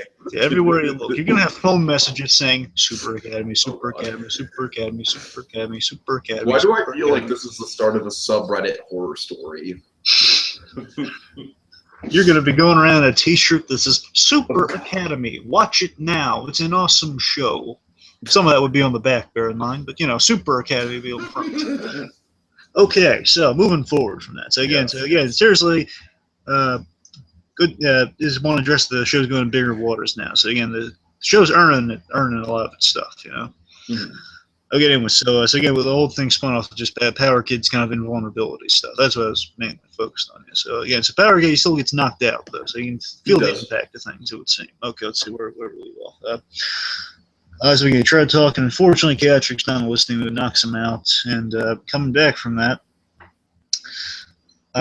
Oh, all right. Catrix has a great line coming out of that. So after she beats the crap out of Power Kid, who won't fight her, smartly, Catrix says, "You were more fun when you were mean." Knockout. Now, let me tell you this. I love that setup because that makes me think. Down the line, now in the live stuff, I know you're not aware of this because those live things go on for hours. The last yeah. So literally, on the last kind of like telethon, the last live shows essentially was a telethon went on for 10 hours. So. Mm-hmm. So enough. We're there for all of that, actually. Or at least like nine of it, something like that. Anyway, during that, it was mentioned the people would ask, as I would, as we all would, like, what to do with Power Kid's mother. Like, there's obviously you would think it's like, is it like Bambi's mom? Did something bad happen to her? Where is she? Where does she factor into all this? Yeah, these are questions you want to ask. You want to know about the family, like mothers, the important role within the family unit. What happened? And, there might be some stuff there, and they really kind of played up the mystery, like they might explore where that goes. And we might see how that goes. And when they say stuff like this, so like, you were more fun when you were mean. And they've, in addition to the mother stuff, they've shrouded in mystery. Yeah, that is interesting. So the point is, these guys have smartly, they didn't do the thing where they just like laid all their cards on the table. And basically, you'll see when you see it. No, they kept some mystery about like Power Kid's backstory. Basically, we know absolutely nothing about Power Kid's backstory because the creators of the show are smart enough to like hold some stuff back. I'm hoping for like a Rico style episode that just tells all about it.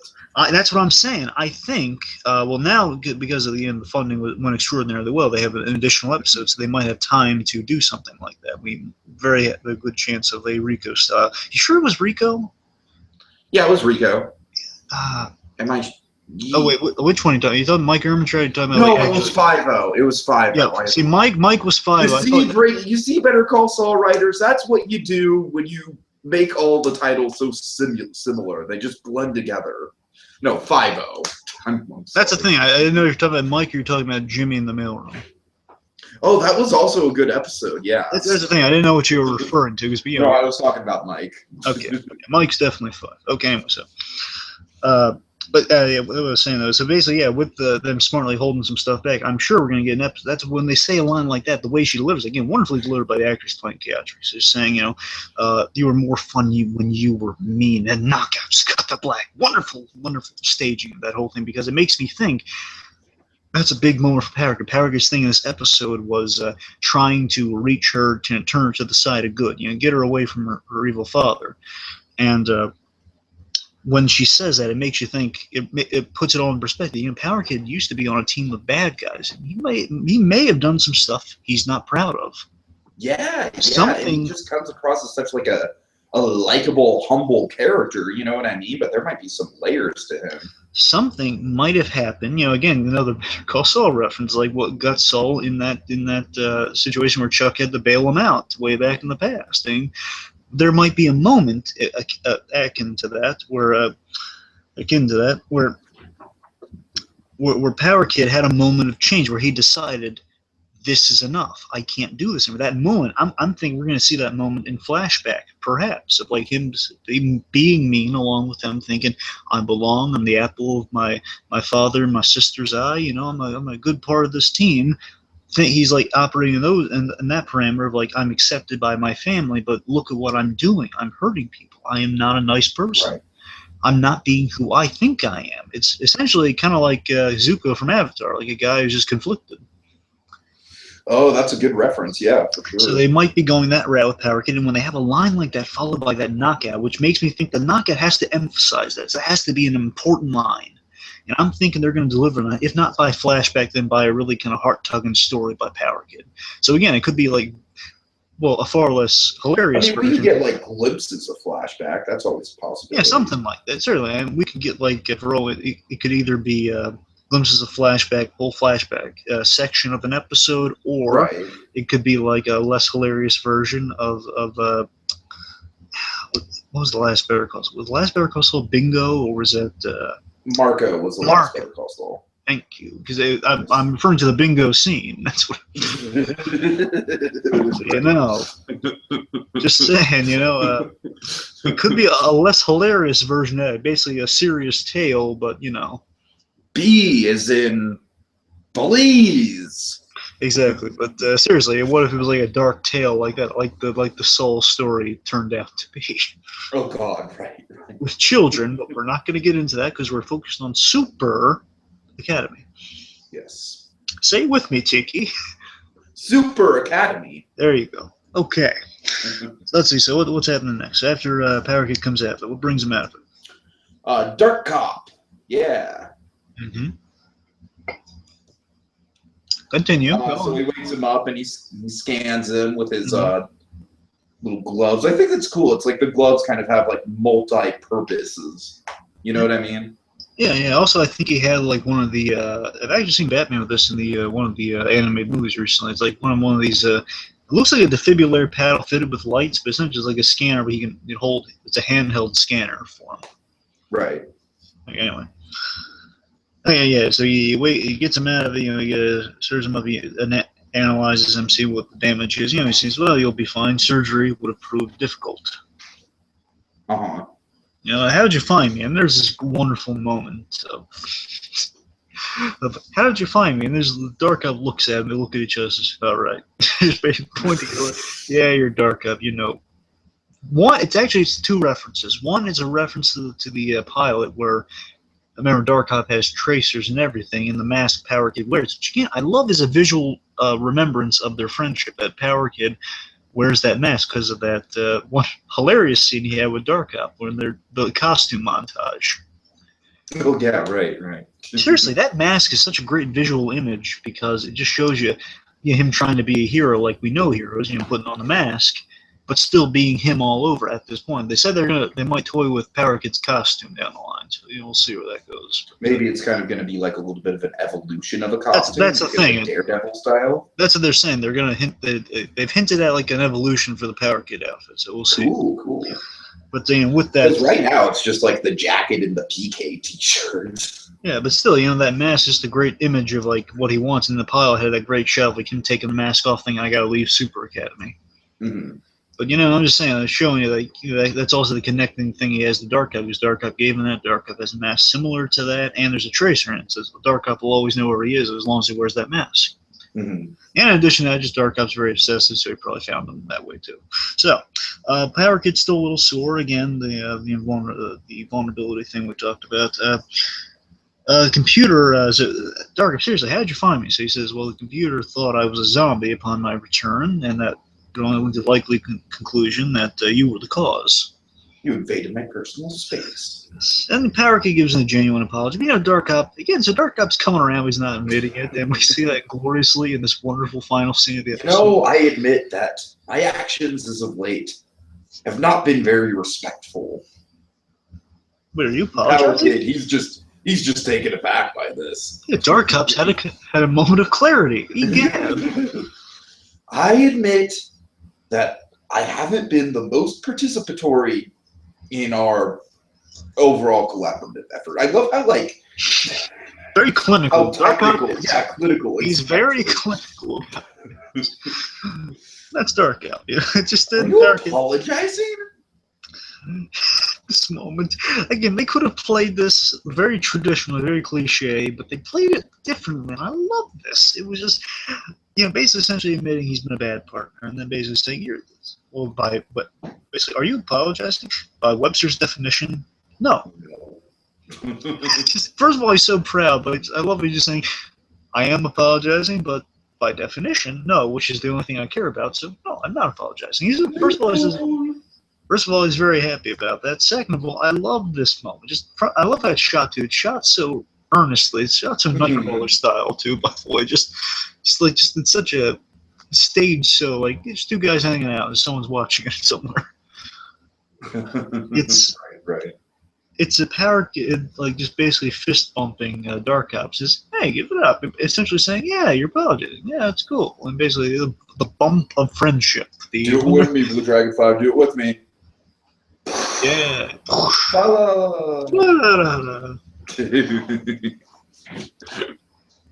Okay.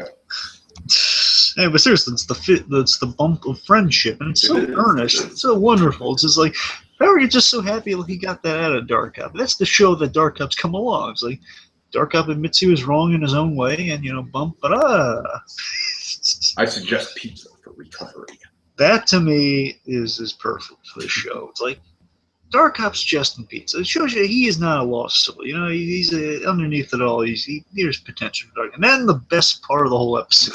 I knew you would absolutely love this. I keep saying best part of the episode, best line of the episode, but this episode was so good. This was absolutely a perfect way to end it. I love the absolute last line of it, but let me build to it, though. Yeah. Okay, tell you what, you build to it, I'll take it for the last line. Okay. So, Power Kid, he's just like, pizza, totes. And then he just gets on this big ramble, like, rhyming totes. He's just like, totes. The Dark Up's just saying, don't say that. She doesn't like it. Totes and goats. Totes. And boats. He just keeps going and going. And then Dark Cop says, "That's it. I'm getting you a dictionary." He says, "No, I don't want a dictionary. Get your small one, fit right in your pocket. Carry it in your pocket." Okay, two things for that. First of all, I hope that dictionary becomes a running thing in the show. If it does, I would love that. I'll tell you what they should do with it. What? Like, I'll tell you what they should do. They should do. I don't know how they get away with it, but it would be heard if somebody get that dictionary into like a jacket pocket or something. If you can somehow do that, and like Chaotrix or someone tries stabbing Power Girls or something, and the dictionary absorbs. Oh, nice. True, and the reason this might not happen is because Power Kid's invulnerable, so the blade might snap. Actually, but we don't know the limits of the invulnerability exactly. Right. And well, two. No. I'm sorry. Yeah, well, actually, we do know because Dan sliced them. So, well, it didn't break though. I don't know. We'll see. All right. Well, two, sir, I am going to get myself.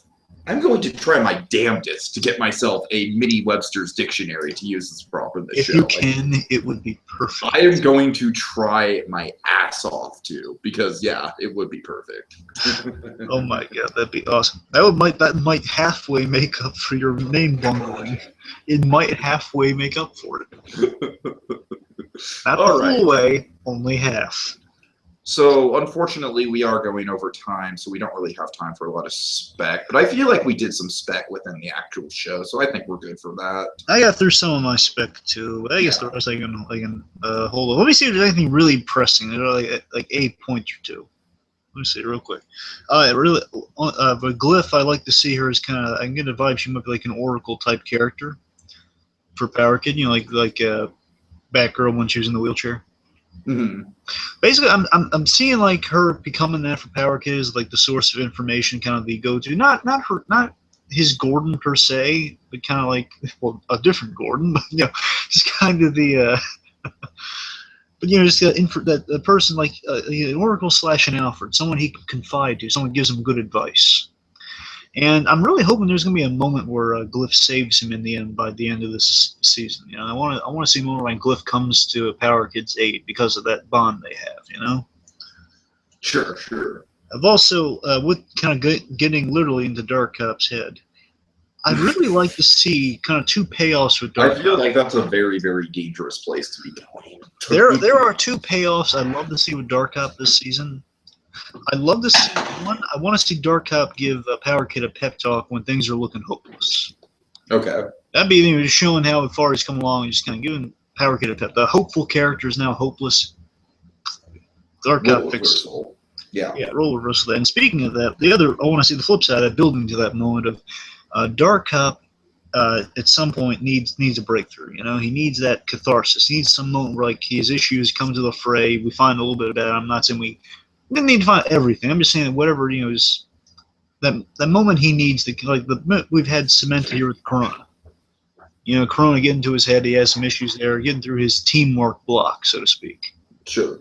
One is a breakthrough with Dark Cop, and we find out some of the reasons he is the way he is, and want Corona and Power Kid like to help him through that stressful time, and maybe the payoff being that pep talk from Dark Cop. Those are the moments I'd love to see with Dark Cop.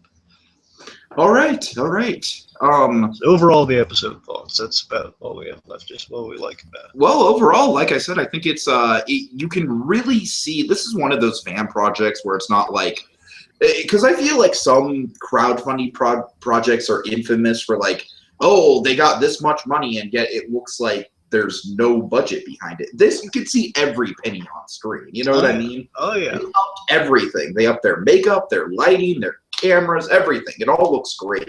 Yeah. The production values are spot on. I think the characters still obviously have room to grow. We're right in the start of the official series, but hey, that's okay. That's what being a series is all about. So I just seriously wish these guys the best of luck, because they just seem like really super talented, super nice people, and they're doing what they love, and they're passionate about it, and that's really all I ask for. That's as an aspiring kind of creative person myself, I really take a lot of pride in seeing like projects like this come about. Yeah, exactly. This show so far is exactly what I was hoping it would be. You know, it's bringing some interesting ideas, a lot of great characterization. I mean, its story structure is so far it seems really interesting. Again, this is only first of 4 episodes. I think it's looking up, it's looking interesting, and you know, it's bringing stuff we love about heroes to the fridge, showing the learning curve of a superhero, is kind of learning what it kind of takes to become a hero, like the struggles a hero would go through, but not focusing on the hero aspect, focusing on the characters, the guys behind the mask. Even though a lot of them really you don't see them behind the mask, but you know, getting to know those guys. You know, it's just it's you're absolutely right. They always said, you know, it's a collaborative effort. You know, people. Again, I had a small role in making this, and I'm very happy to be part of it because from the instant this thing was announced, I was like, this is a brilliant idea. The school of after watch the episode, after watch first the pilot, you know, just the school of heroes, and we're following this kid who wants to, you know, has this dark history, he's trying to redeem himself in a way, and he's meeting this guy who kind of is not perfect by any stretch, and you know, it's about their friendship and them learning to better themselves through you know, becoming heroes. And it's based on that friendship, and the hurdles surrounding their characters going to come into the fray, going to challenge them, and ultimately turn them into the superheroes I'm sure we'll see them become. You know. Okay. So again, Ben Lifson and company, you guys have done a fantastic job. Keep up the great work with that. You know, hopefully you'll be able to keep doing this, and I can't wait to see more of this. Yeah, indeed, I totally agree. You know, like I said, there's just a lot of, it really feels like a community effort. You know what I mean? It doesn't feel like something where it's like, oh, these guys just put it out and, you know, no, it feels like something that blood, sweat, tears, years of their lives have gone into. And I truly hope that it catches on. I truly hope it gets the love that it really deserves. I mean, it's got some really sharp writing behind it. And I mean, real quick, guys, if you want to see the everyone listening out there, you want to see the passion behind this thing, you got to watch it. Not the 10-hour the final day or anything, but what you got to do is like watch like the final, probably like the final hour, I guess. Or the final hour. I would actually recommend Superhero Academy. Maybe edit down like, God damn it. I recommend Super Academy maybe do some like edits of their giant live shows and kind of pick out some of the best moments. Yeah, like that might be a fracture. Yeah. But no. With that though, you got to watch. Whether the last hour, last half hour, that's when it gets really tense. I remember being there because I was around there for the first funding campaign. Again, it was so close to getting that funding. But unfortunately, you don't make it. They relaunched the campaign. When they relaunched the campaign, it was getting to the wire, and it looked like it might happen again, but they got it, and then the people their pledge. Right. I upped my pledge a little bit to help that, but I could. People were coming in, like a lot of last minute things. It was and the magical moment. Tiki said they not only reached their funding, they got enough funding to make. They were only going to do 3 episodes. They had enough funding to do a 4th episode and do wire work. Mm-hmm. Now, not a lot of wire work, but like wire work, like do quick pulls aways and like ground level wire work. Sure. But I mean, still, that is it's an amazing. That's the birth of the Super Academy as we know it today. That moment there, that's the fans infusing the last bit of blood the thing needed to get off the ground. That's them striking Frankenstein with lightning. It's just like, oh God. Everyone, all those fans and all the fans to come. This show is there because of not because of us, but of course because of the wonderful people who came up with the idea. But we all have a part of this. We all made this happen. We gotta support this. We gotta show that this is a brilliant idea. Tell your friends about it. If we do that, maybe we get more of this. And we got a good quality 1 episode. See how the other 3 turn out. I'm sure it's gonna be great. We're gonna want to see more and more of it. Heck, if it goes well, maybe the Escapist Network. I'm not sure how it goes. Probably not this way, but ideally, if this is received well, maybe there's like a large chunk of funding that's already done for the 2nd season.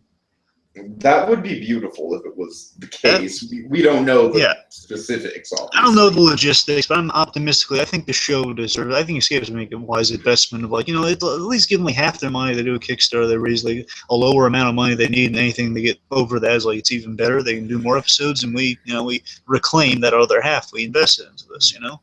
Sure. For who knows, we get a season with 7 episodes. Work for Rankin Bad. It did work for Rankin Bass. Okay, well, I think we're about we're done again. Good first episode. Can't wait to see more. Okay, so join us on our next installment as we continue to reflect on the little project that could, and in the end turned into something truly super. Next time on Super Academy Chronicles. Oh man, I'm just totally jonesing on some Degrassi right now.